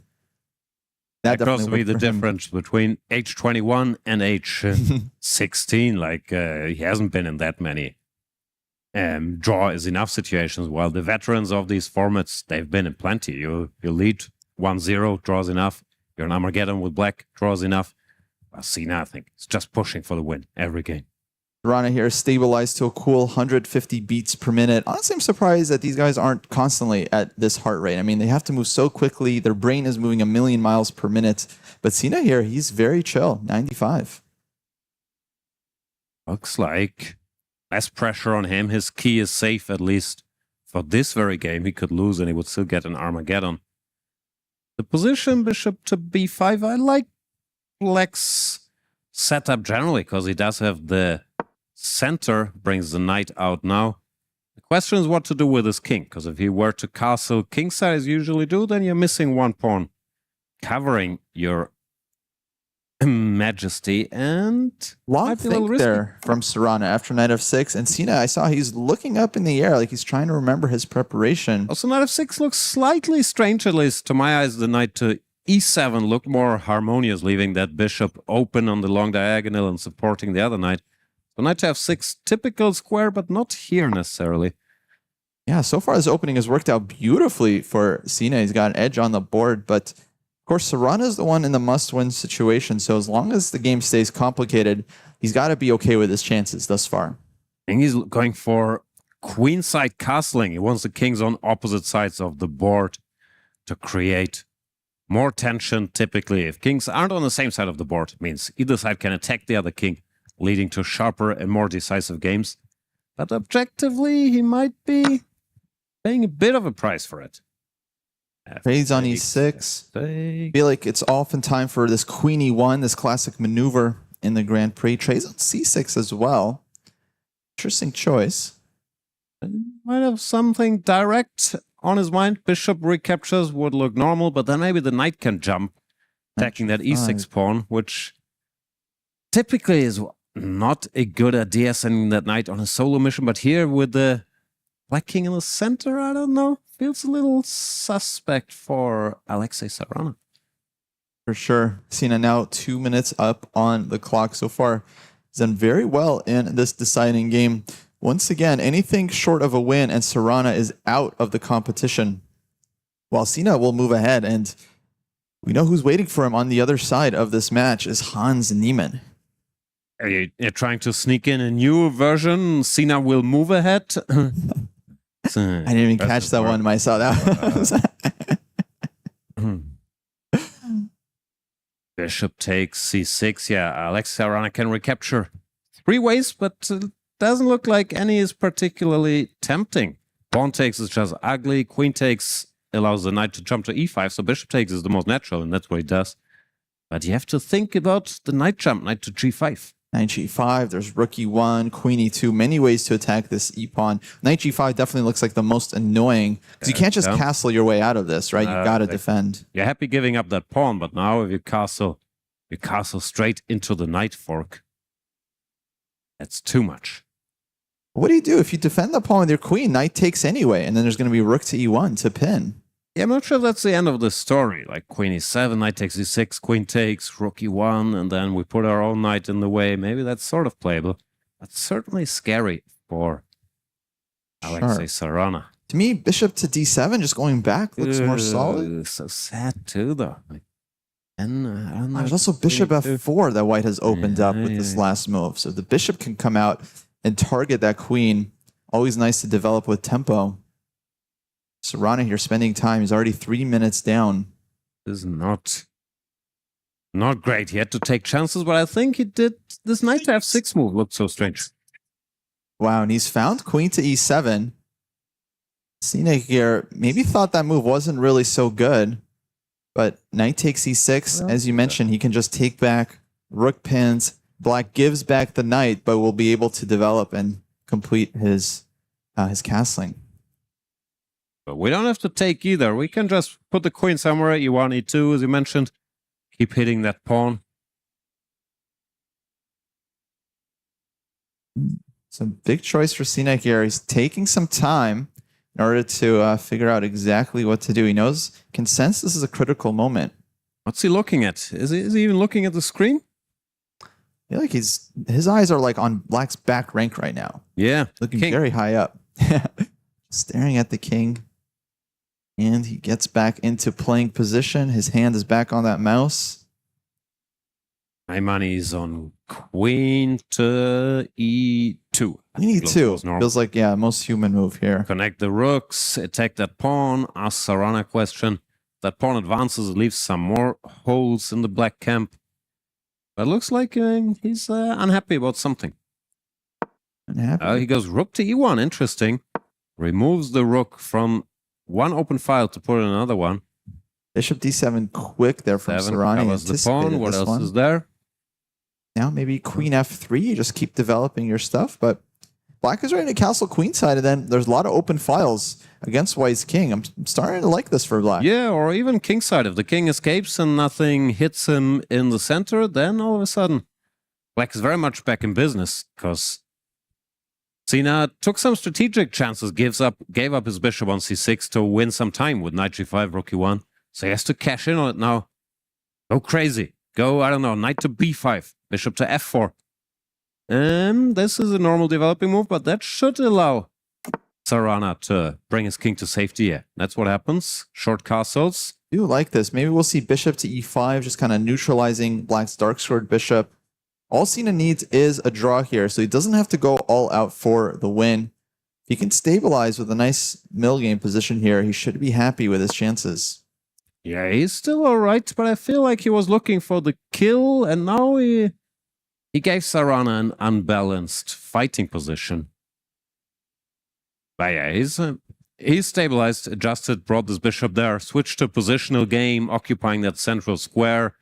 Now, as long as he can stop the black bishop pair from activating, neutralize the one bishop with his own bishop, and that other bishop is still locked in by the pawns, he should still be all right. Yeah, but if you're Sarana here, I think, yeah, this game could have gone a lot worse for you. He is down 1.5 minutes on the clock. And as we saw in the last game, you know, it feels like Sina was maybe a touch more comfortable. Look at that. Bishop takes f6, gives up the bishop for the knight. Yeah, Sarana pushed his pawn, vacating that square in the center where the white knight just jumped.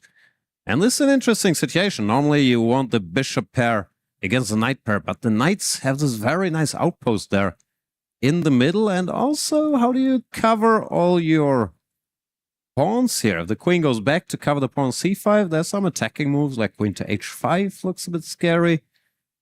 Sina switching to direct head-to-head combat here. Feels like queen to g6, keep an eye on the knight on g5, but then like queen to g4, and well, I don't know about that one. There's h6. Or maybe we can just take the pawn on c5 even then, because also hitting the bishop. Oh, it's true. That's a good probably point. what they're calculating right now, like queen there, knight takes pawn, bishop c6, and all kinds of messes. I don't know. But yeah, it doesn't feel like the knights are any worse than the bishops in this structure. Both bishops there are just kind of restricted. Does Yeah, find queen to g6. Queen there played. And Sina not happy with this one. Maybe he thought this wasn't possible. What does Serrano have in mind? Knight takes c5, he grabs a pawn, hits the bishop on d7. Bishop to c6, the bishops come alive, and yeah, if you're Serrano... Also, that knight would end up deep in enemy territory. Maybe if knight takes pawn, then queen takes the other knight, knight takes, and maybe we can just hit it and trap it, like rook to f7 or rook to d8. Not sure it escapes from there.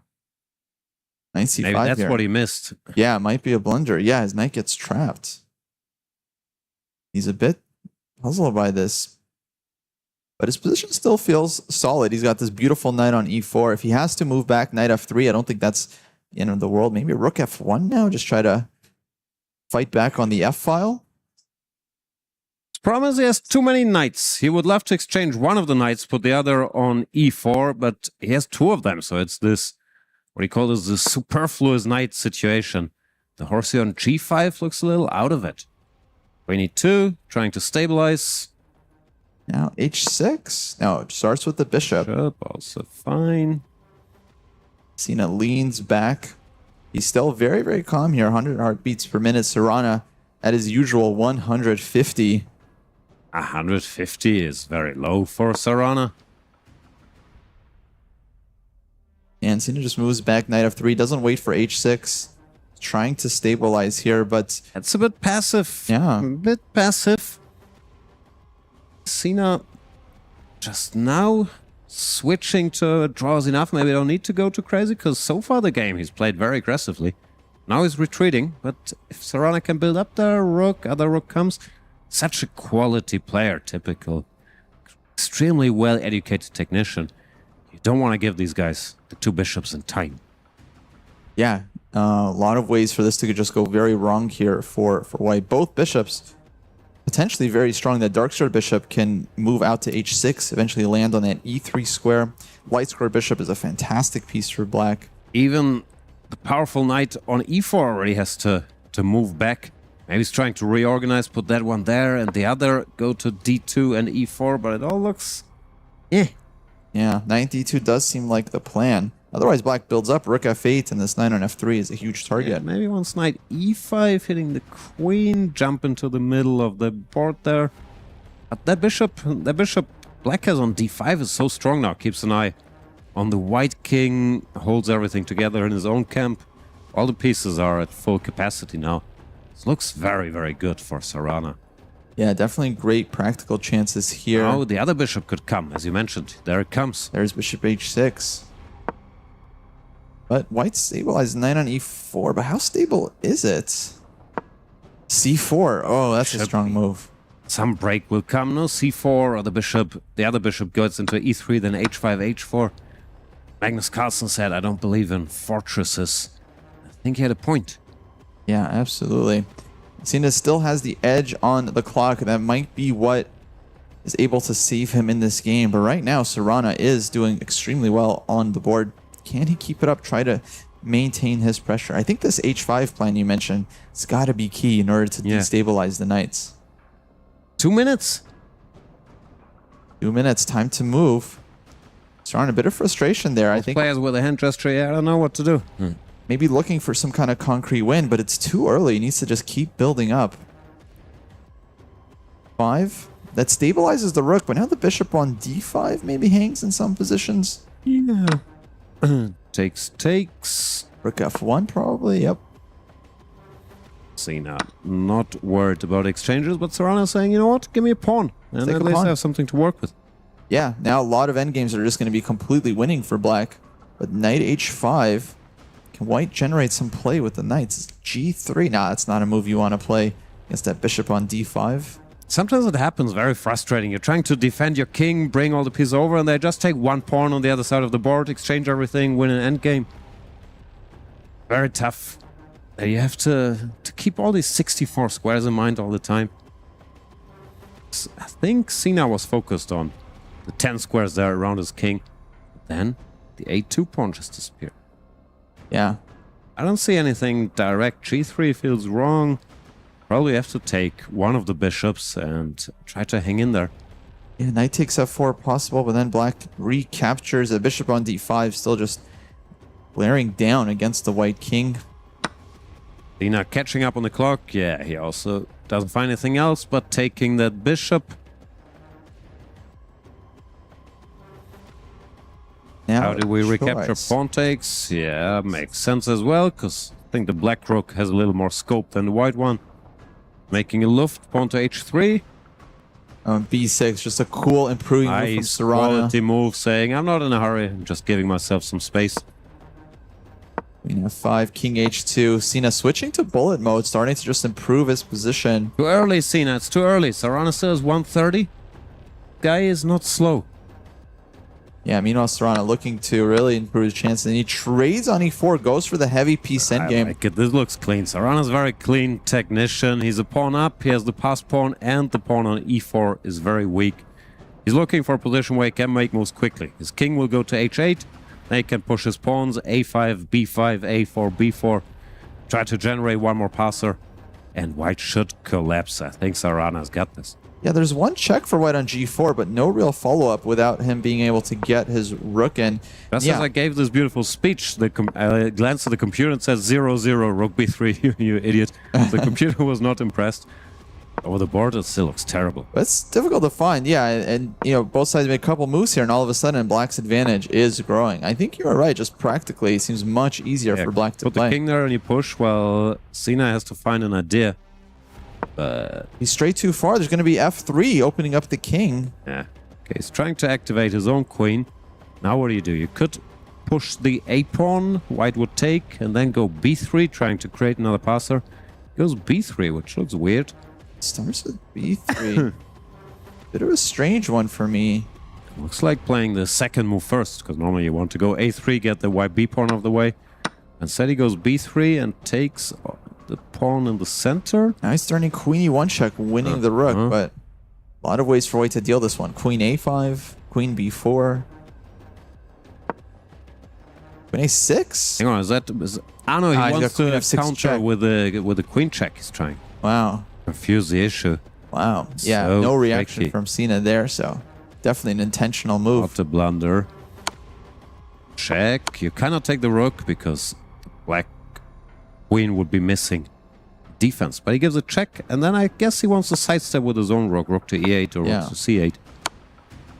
Queen What's that double f6. attack? Rook to d1. Cena still everything under control. He's defending this fantastically thus far, but still heavy pressure. White is basically just one mistake from losing this. Oh, That might have been it. Just as you said it.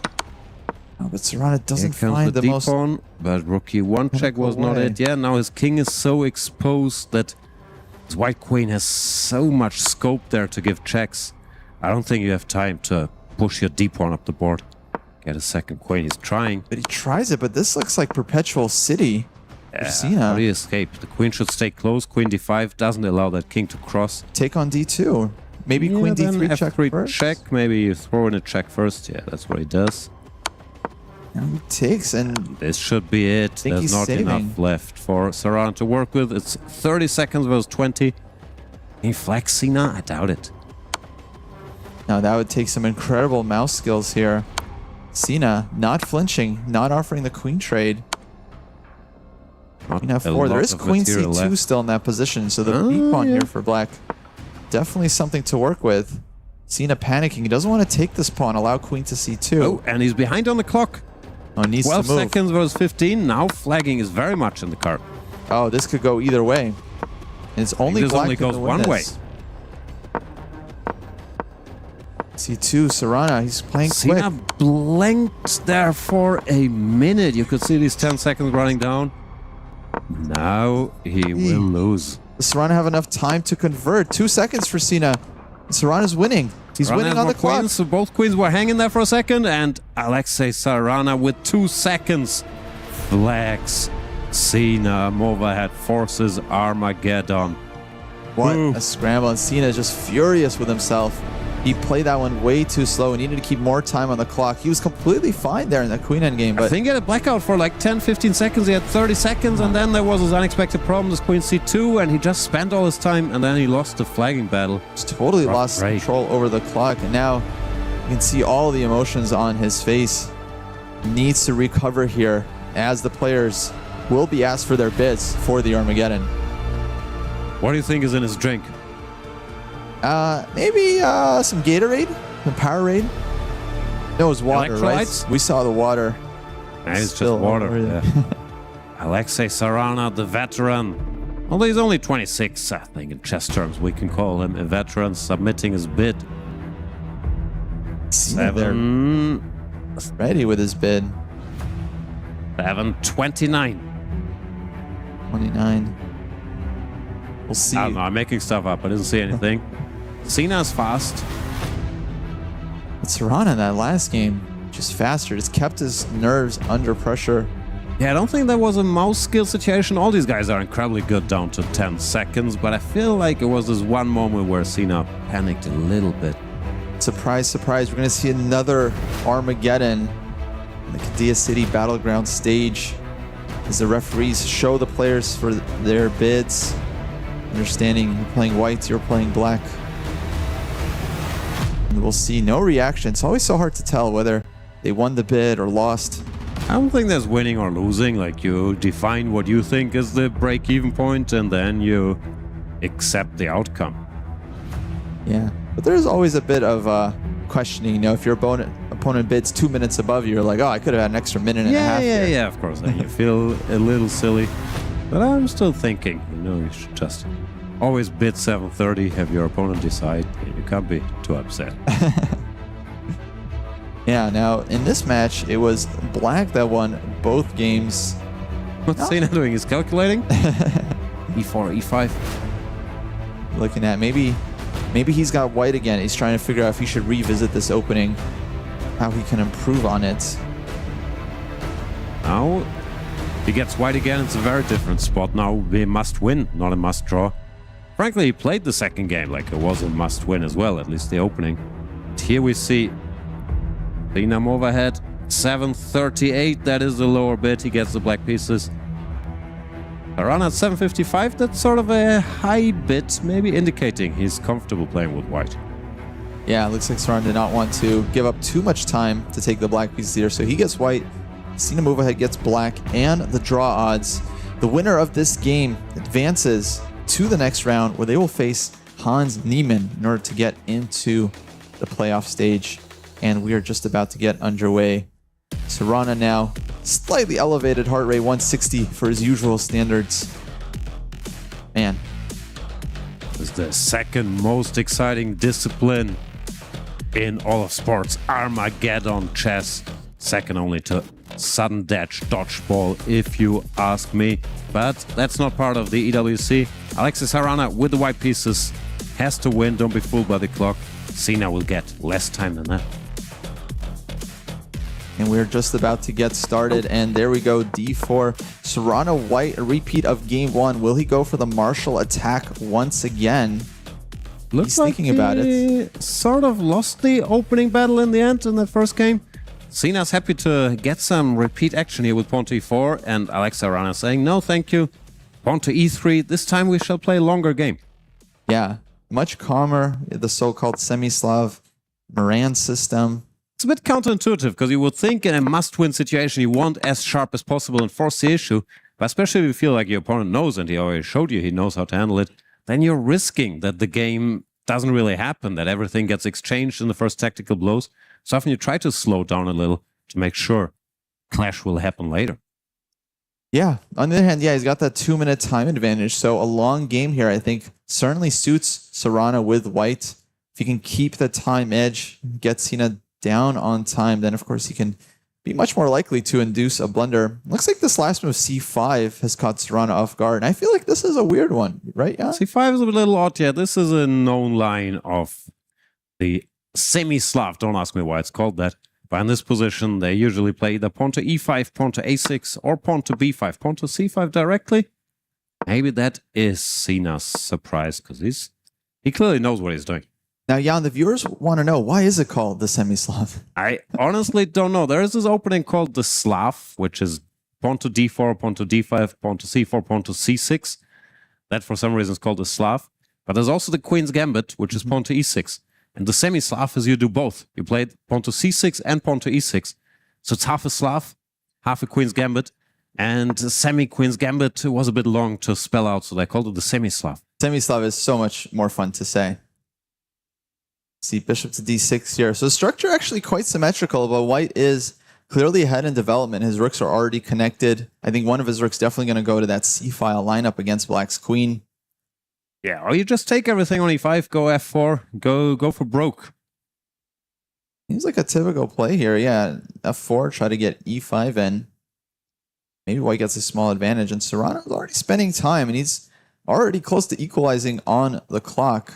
I think he stepped into Sina's prep yet again. Sina Mova had very well prepared with the black pieces. He has a lot of trades come off, but bishop takes d6, trades a knight e8. Look at Sina not hesitating for a second.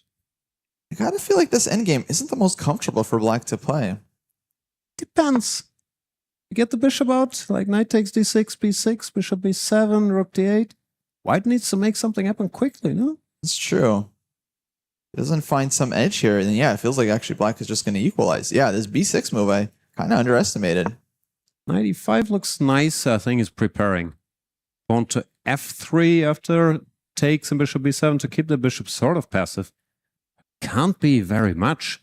Now like Serrano has to win. Not a lot of pieces remaining.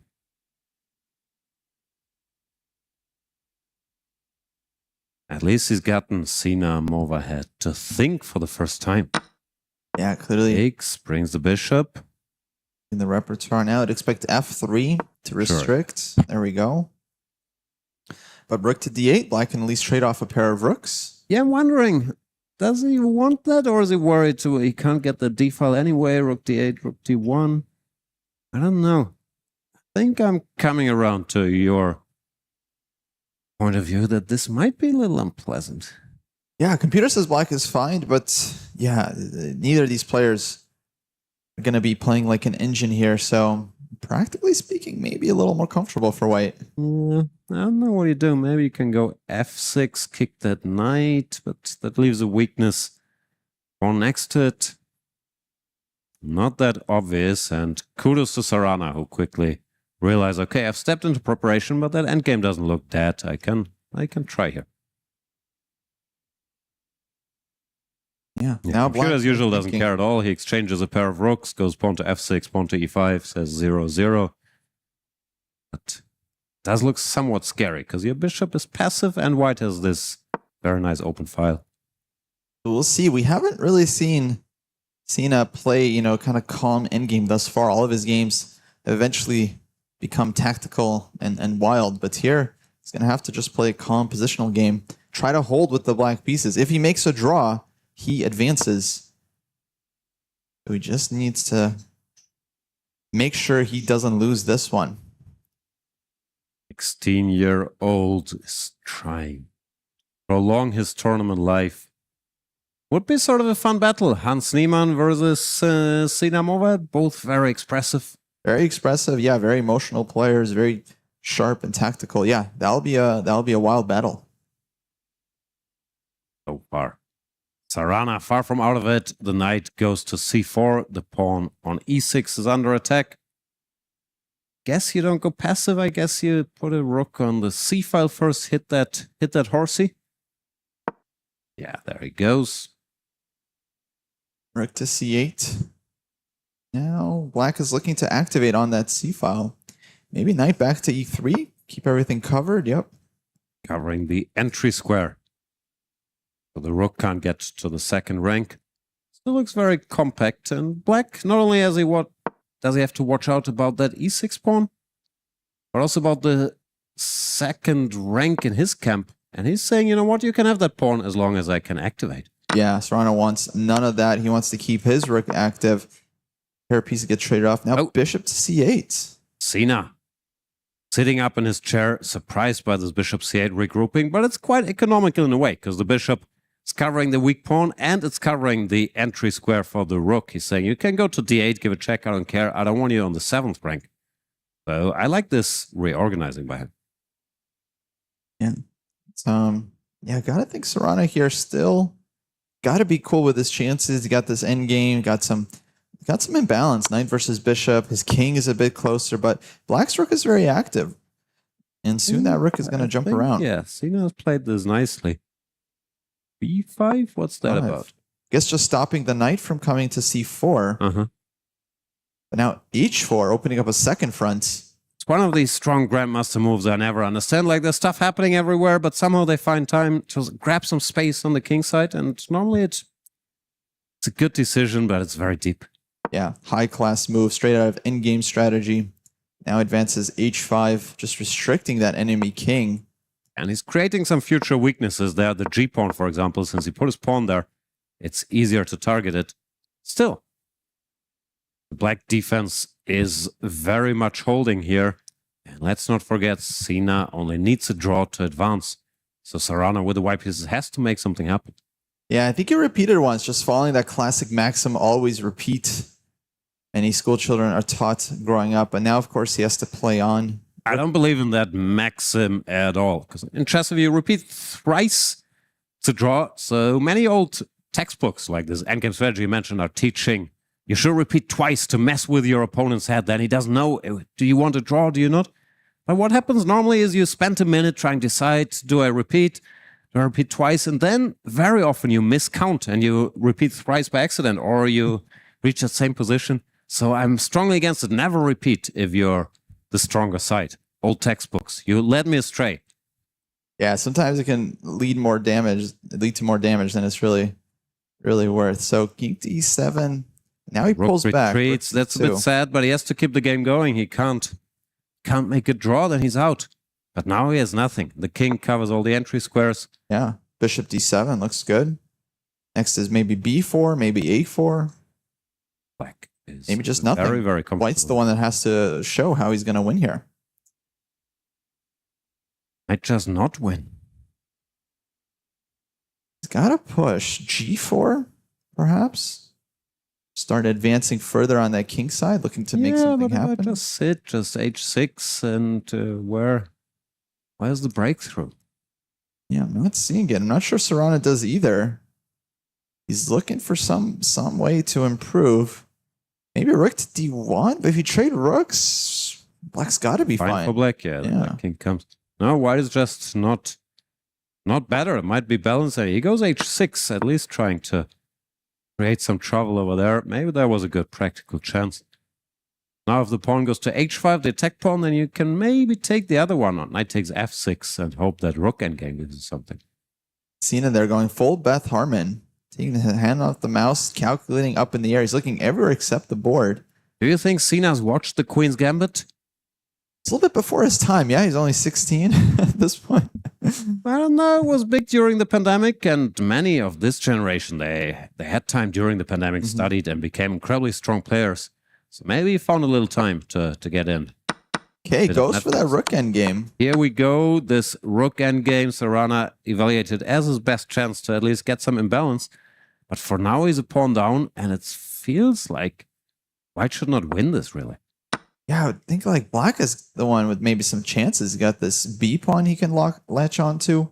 Rook b2 now, rook a3. I still like the decision because everything else playing passively for white, there was zero chance. While here, it could at least become a race, which I agree, he shouldn't win, but at least something could happen. While everywhere else, it looked like black was just completely fine. Now there's a nuance. If you go after this b pawn, white can take on h5, and then the a pawn will also hang. So you don't get your two pawns on the queen side. But there's king to e5. Very bold decision. Just advancing the king. Sina now looks like he's just going all out for the win. But objectively, this might have just been a great find. It shows great chess instincts, chess culture, giving a pawn with check, activating his king, going after the b pawn. As where everybody's taught in rook endgames activity matters more than pawns, but to actually live it and not try to hang on to your pawns, well, you know what? Take it with check, get a passer. I'll go after your stuff. I'm impressed. Yeah, easier said than done, especially given that he only needs a draw. He's not thinking about that. He's just wanting to play best moves on the board. And sometimes that's the only way forward. Yeah.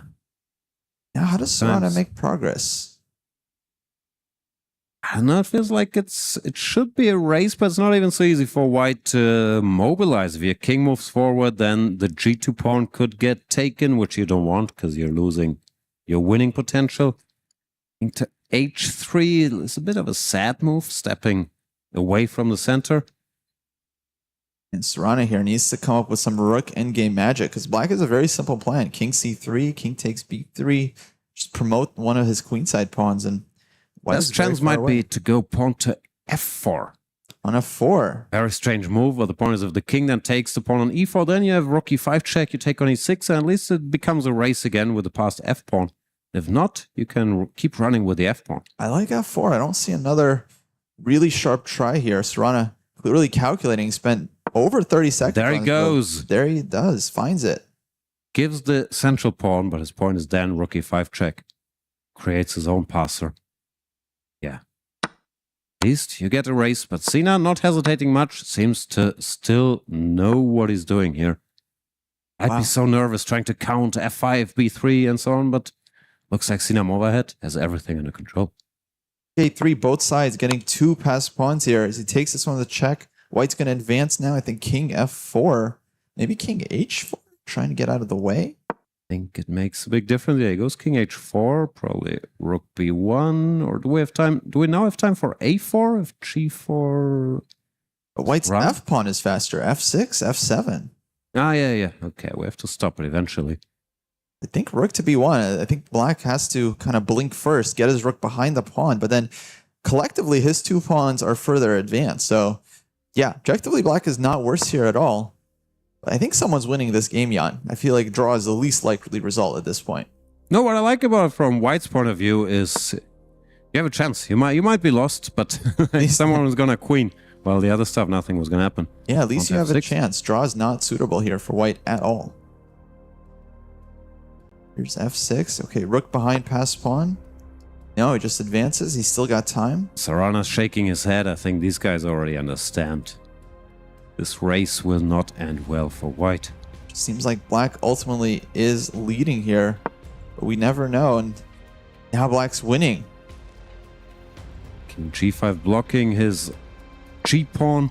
The rook takes care of the f-pawn, and then these two passers. The problem is if you attack the a-pawn, then the b-pawn goes, and if you attack the b-pawn, then the a-pawn goes. Can't catch them all. I think this is all over. And look at Serrano. He Yeah, kind of sensed it. Sina's already sort of celebrating. We see the Sina pre-win festivities like we've seen earlier against. Yeah, he's calculating Dennis it Lavak. out. This check, it's not going to help. The best he can hope for is a perpetual, but at this point, black is winning the game on the board. Doesn't need to. He can do the gentleman's sweep, repeat moves. And I think Serrano is giving up. Yeah. That's it. He's done it. Congratulations to the 16-year-old prolonging his tournament life. Our youngest participant earned a battle against Hans Niemann, and Alexei Serrano, former European champion, is out of the tournament. Fantastic display there from Sina. He won that first game, lost in round 2, but he comes back to win the Armageddon. What a fantastic endgame he just played there. Of course, all he needed was a draw, but he was basically winning that game with the black pieces. Impressive stuff. Back to Anna. Speechless. This has been an incredible fight. 16-year-old Sina move ahead for Team Stallions, ladies and gentlemen, is eliminating a Grandmaster 10 years older than him, way more experienced than him, but it is Sina move ahead with his confidence, with his energy. It just felt like he knew it from the start. Could you describe, Jan, what we have witnessed throughout these 3 games, and how impressed are you with Sina move ahead? Well, I thought he was an underdog. I was wrong as usual because Alexei Serrano is not anybody. He's a former European champion. He won the first big esports tournament we had in 2023. He's very respected also in the fast play community in the Title Tuesdays and so on. But Sina, it's hard to grasp how good he already is by what I've seen. He's incredibly well prepared. He's a very, very fast calculator. He's emotional, but he's cool under pressure. He reacts very quickly, even to surprises. Saran tried to get him in the first game and he just defended nicely, then took his chances. Then maybe pushed it a little too hard in the second game. He's not like a seasoned, cynical pro, let's make a draw with the white pieces. He wants to win every game. But the Armageddon, he was so impressive, his speed of calculation. Now, I think it's always a safe bet to say, this 16-year-old, he looks good to me, we'll hear more from him. But in this case, this guy's gonna be very nasty. And let's hear it from our young hero of the moment, definitely the hero of this match, 16-year-old Sina move ahead, heading over to you, Zach. Thank you, Anna. Sina, congratulations on your win. What an exciting match. What can you tell me about it? Thank you. It was a great match. I mean, it was quite nervy, but at the end, I hold it very confidently in the Armageddon. You seem to have always these exciting games stemming from really sharp openings. Is that your style? Is that where you thrive in a competition like this? I would like to get more solid positions, but somehow I can't. I would like to get decent, good positional chess, but I usually go for lines which require a lot of calculation, and somehow the game becomes really unclear.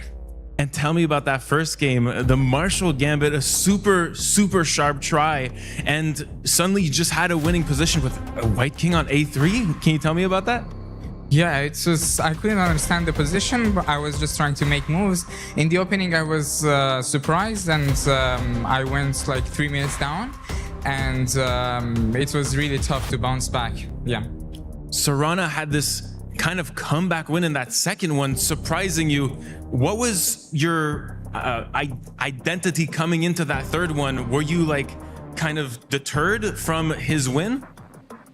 Yeah, I think in the opening, in the second game, I was pretty confident. I prepared this line, and I knew that the way he's playing is a bit dubious. I knew that I have advantage, but I couldn't prove it, and somehow I lose control, and then it was really heartbreaking. But in the third round, in the third game, which was the Armageddon, the thing is that he got into my prep in Meran, which black is extremely solid in this line, and I could hold some of the slight pressure that he had. And your next match will be against none other than Hans Niemann. Are you looking forward to that one? Yeah, of course. It was a very nice fight. You're about to have your first key crushing. Are you excited for that too? I hope that they remove this, because I don't like to crush anyone's key. Too nice, too nice. Thank you so much. And we'll send it back to the booth. Congratulations again. Thank you. Thank you so much, Zach, and huge congratulations to 16-year-old Sina move ahead, who moves ahead to the next match against Hans Niemann that will be taking place today, ladies and gentlemen, in just a little while. But before those matches will take place, there will be keys getting crushed, and that is our Crunchyroll story of the day. That today, a lot of these dreams and hopes, unfortunately, they end here in our arena. 5 days is the main event here in chess at the Esports World Cup. Today, on day 3, 8 players are getting eliminated and their dreams and keys getting crushed. Kostya, how would you describe the experience, this knockout format that everything is on the line and the keys unfortunately will not stay intact? I feel like actually it's a lot of pressure on the players. It's not easy to play on the biggest stage of your career. Thousands of people watching online, tons of people watching here in person. You know that if you make a blunder, a mouse slip, everyone is going to see it. I love that from Sina, by the way. Such a nice kid. He doesn't want to crush anyone's key, but on the board, he's such a killer. I think he's going to be such a tough opponent for Hans coming up. He's gonna be a really tough opponent, and the key crushing to us chess players, this is a new thing. It's so much part of the Esports World Cup. We are just inheriting this culture and also learning how important it is to hold on to your key. Last year, the only player that had his key intact and safe and protected was Magnus Carlsen. Will he manage to do it this year too is another question. Jan, what do you think of today as we are heading into today? Started the day with 16 players overall, but 8 of them are getting eliminated. It's heartbreaking. We're not used to it in chess, I guess. In tennis or other elimination formats, more common. But normally in chess, you play till the end. And here, to be sent home from beautiful Paris, like Benjamin Bock, he traveled all the way to India to qualify. And now he has to take a train from Paris to Amsterdam. That's gotta be disappointing. That is gotta be disappointing. A lot of dreams are getting crushed here, but a lot of dreams continue. And that is the story of Sina Move Ahead as well. 16 years old, ladies and gentlemen, our youngest participant. And this is how he got here. Let's take a look at the bracket and how these matches have come so far in our Group A. Let's start with that. The opening matches you see in the top left corner, and the players that made it through from those yesterday. We saw Alireza Firuza for Team Falcons advancing to the playoffs. Nodirbek Abdusatorov for Team Navi also made it through yesterday. But we are today focusing on the elimination matches. And oh boy, Kostya, when you look at this, what we have been covering so far and the decider matches that are coming up, everything is on the line in those matches. Yeah, these matches are going to be so interesting, so compelling. Not a bad matchup here. First, you have Arjun Erigaisi against his countryman Pranesh, who we saw earlier today defeat Benjamin Bock. Very, very impressive play from them.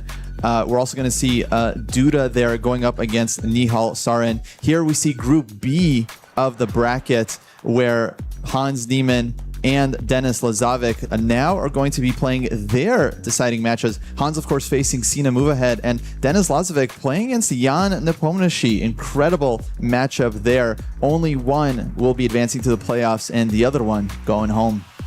That is the story, the decider matches, Jan. When you look at those upcoming matches, both in Group A and Group B, the decider matches, 4 matches in total, 4 players will advance to the playoffs, where Magnus Carlsen is already waiting, Hikaru Nakamura is already waiting, Alireza is waiting, and Nodirbek Abdusatorov is also through. But 4 more players will join the playoffs, and 4 will be eliminated in the decider matches. What is your call on those 4 matches?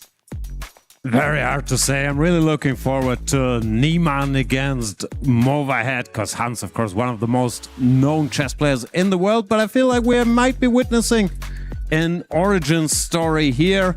Let's hope it's a hero origin story, not a villain. Sina Movahead looks so strong at 16. Jan Nepomniachtchi is still in the running after he lost to Hans. Made a comeback against Yesipenko. Against Denis Lazovic, there's also fun, the established over-the-board star against another online newcomer. And I think we have no weak players.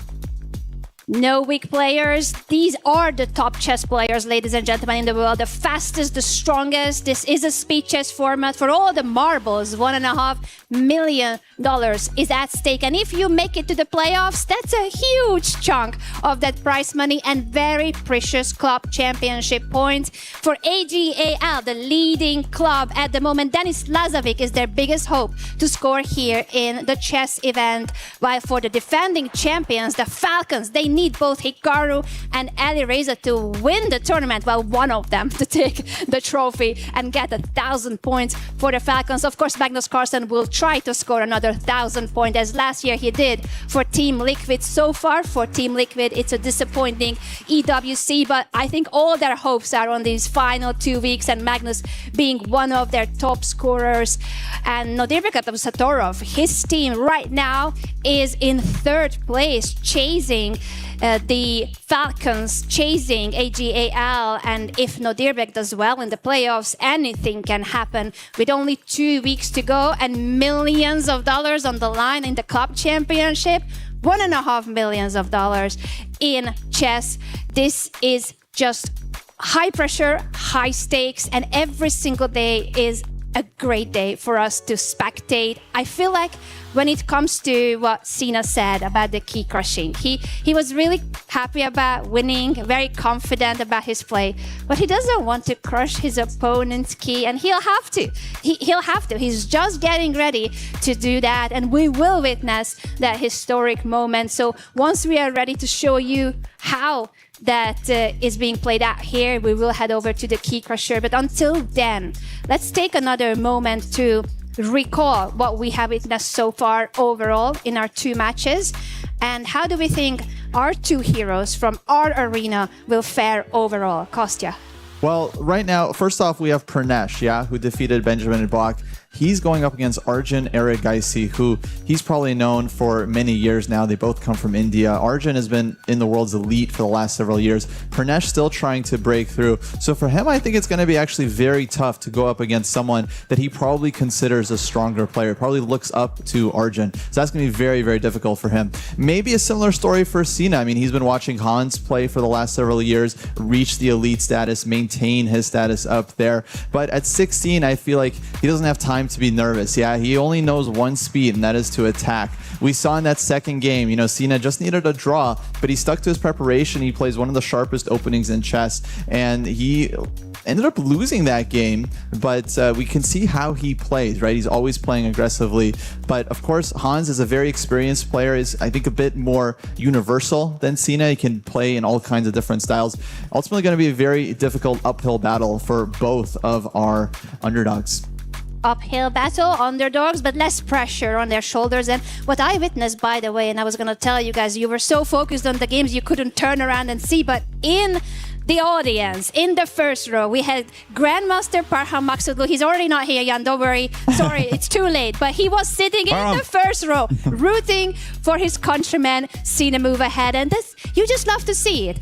Maksudlu was here in our tournament. He qualified through the last chance qualifier, postponing his surgery. Like, that's how far he went into wanting the qualification, getting in. He was in the play-in. He almost made it through. He narrowly missed out on being in the group stage. But now that he's out of the tournament, he's still here with us in Paris, supporting his countryman, 16-year-old Sina move ahead. What are your thoughts on that, Jan? And just in general, this feeling in chess that, of course, we all need supporters. We need our coaches, our trainers, friends to help us during events like this. I think it's irresponsible. I'm not a medical doctor, but Parham, get some rest, get to a hotel bed, go to a hospital if you need to. You have no business being here. You can congratulate Sina on his tournament later. Get some rest, Parham. All the best.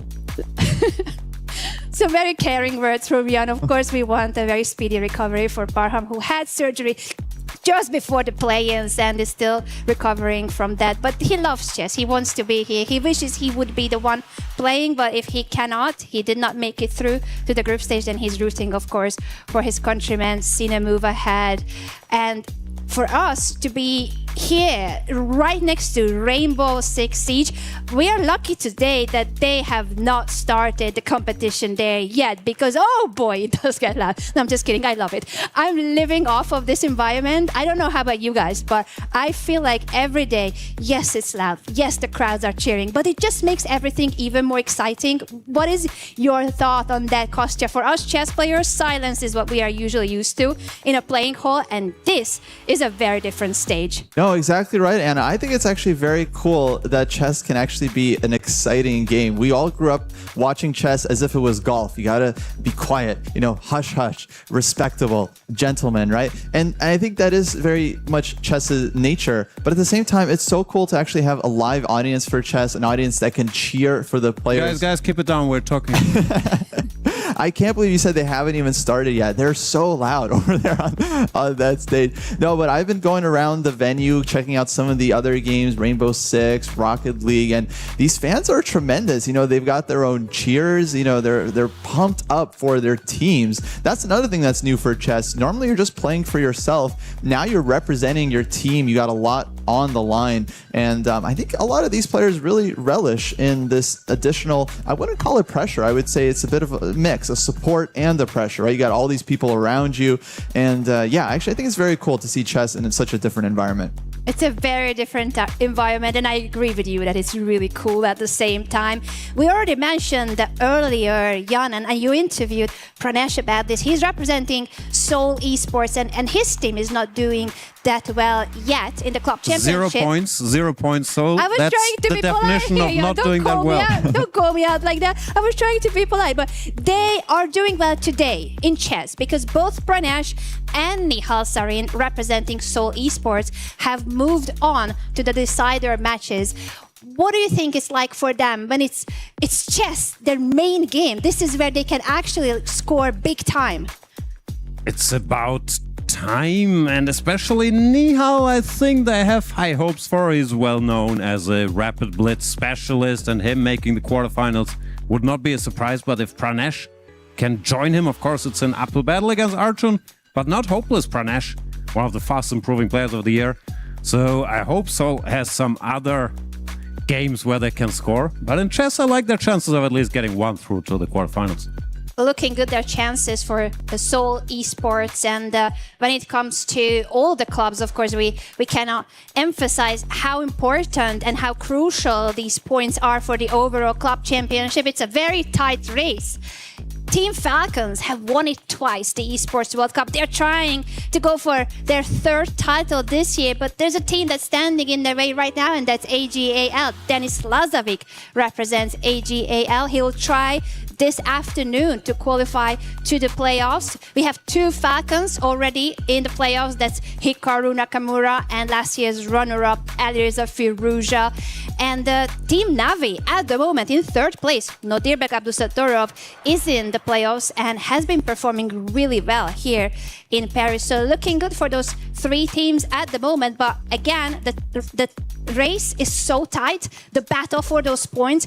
The top 8 places in chess are rewarded with club championship points. So if you make it to the playoffs, that's already points for your team. The higher you score, of course, the better you do in the playoffs, the higher the amount of the points. And 1,000 points is what you get if you win it, like Magnus Carlsen did last year for Team Liquid. And speaking of Team Liquid, disappointing year so far, disappointing EWC at the moment for them, but with 2 weeks to go, Kostya, if Magnus does it again and he's very motivated, do you think that will give Team Liquid that boost that they need for the race for the title? Oh, absolutely. And I mean, it's 1,000 points for the first place winner in this tournament. And if there's one thing Magnus Carlsen is good at, apart from chess, it's winning events. The guy is just a born winner. He won last year. He wants to win this year. So far, he's been feeling a little bit under the weather. He hasn't shown his best chess, but he hasn't dropped a game yet. He won both of his matches in regulation, no Armageddons.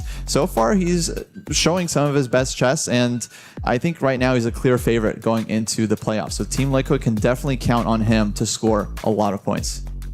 I agree with you. And Jan, when it comes to Magnus and being a showman, how would you describe the #1 player in the world in chess and how much he enjoys an atmosphere like this? Now, especially Magnus, I was surprised because he won last year, and I've hardly ever seen him that happy. Like, he's won 5 World Championship matches, the highest title in chess, but him enjoying this atmosphere, the key crushing, and I've really never seen him as relieved and as much enjoying himself as when he won that one. He feels chess belongs here, chess shouldn't be relegated to, you know, small remote venues, so he really likes it, and he will be super motivated.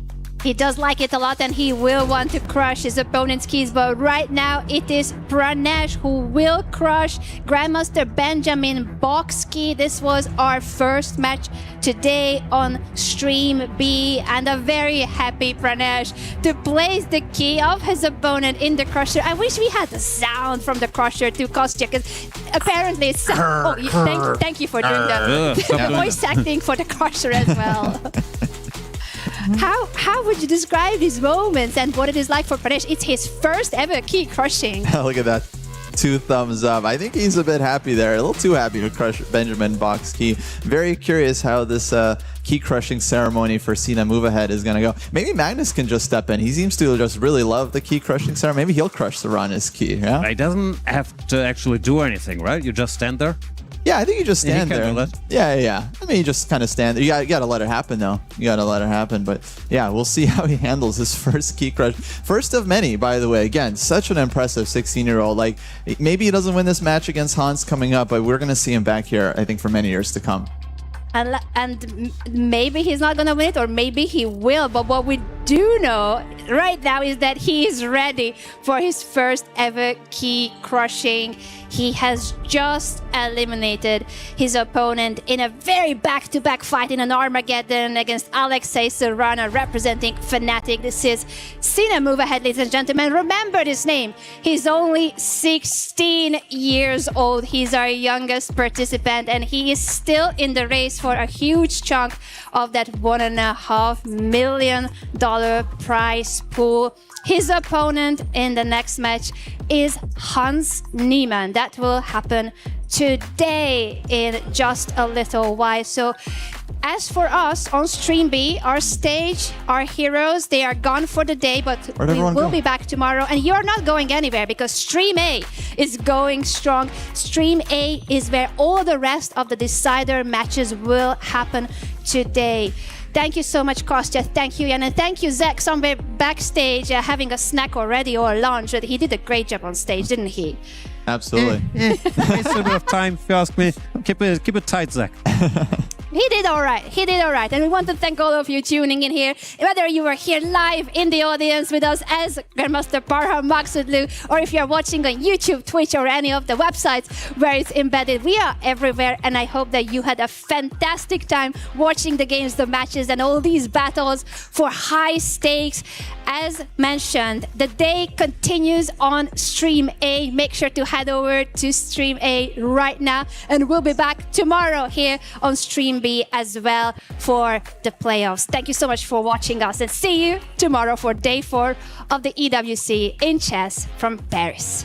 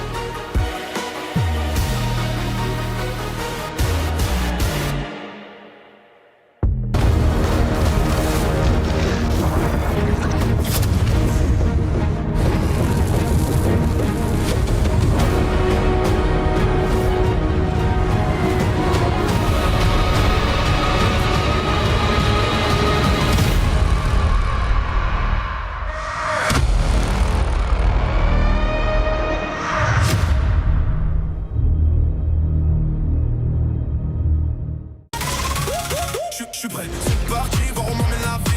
Chrome sur mon green, tu m'entends quand je respire. Top le veston, jamais fine, trop de pas, big plan, j'ai fait changer toute la piste. Regarde ma pêche, je pense pas j'attire. Je coupe la line, laisse la qui laisse frémir. Nouvelle état, new name, toujours fluide dans le move. Main en l'air quand je rentre dans le groove. Garde ce regard, je suis déjà posé.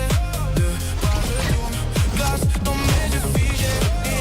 Beat encore, puis je prends tout ce qui est à moi. Trop vif, trop fort.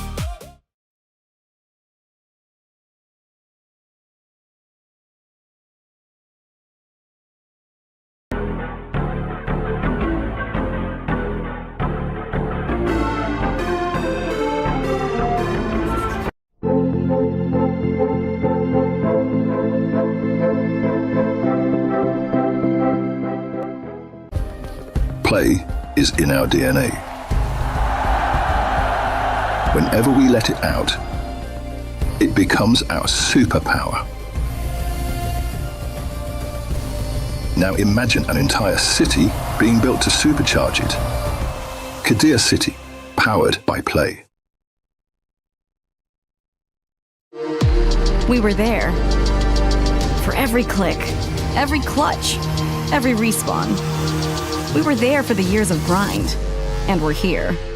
Now, the proud founding partner of EWC, powering the biggest event in gaming, shoulder to shoulder with the world's best, making history.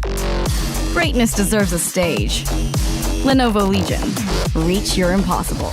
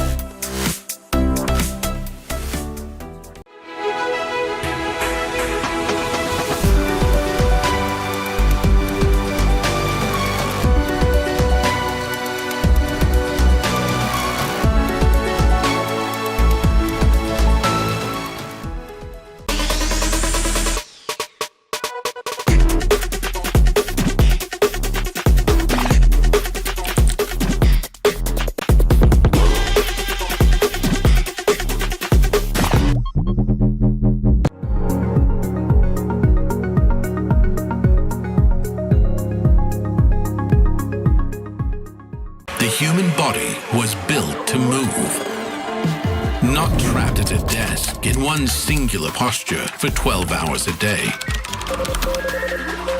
It's time your chair evolved. This is Secret Lab Titan Evo. Ergonomically engineered for you, gamers, hybrid workers, artists, backing your every move.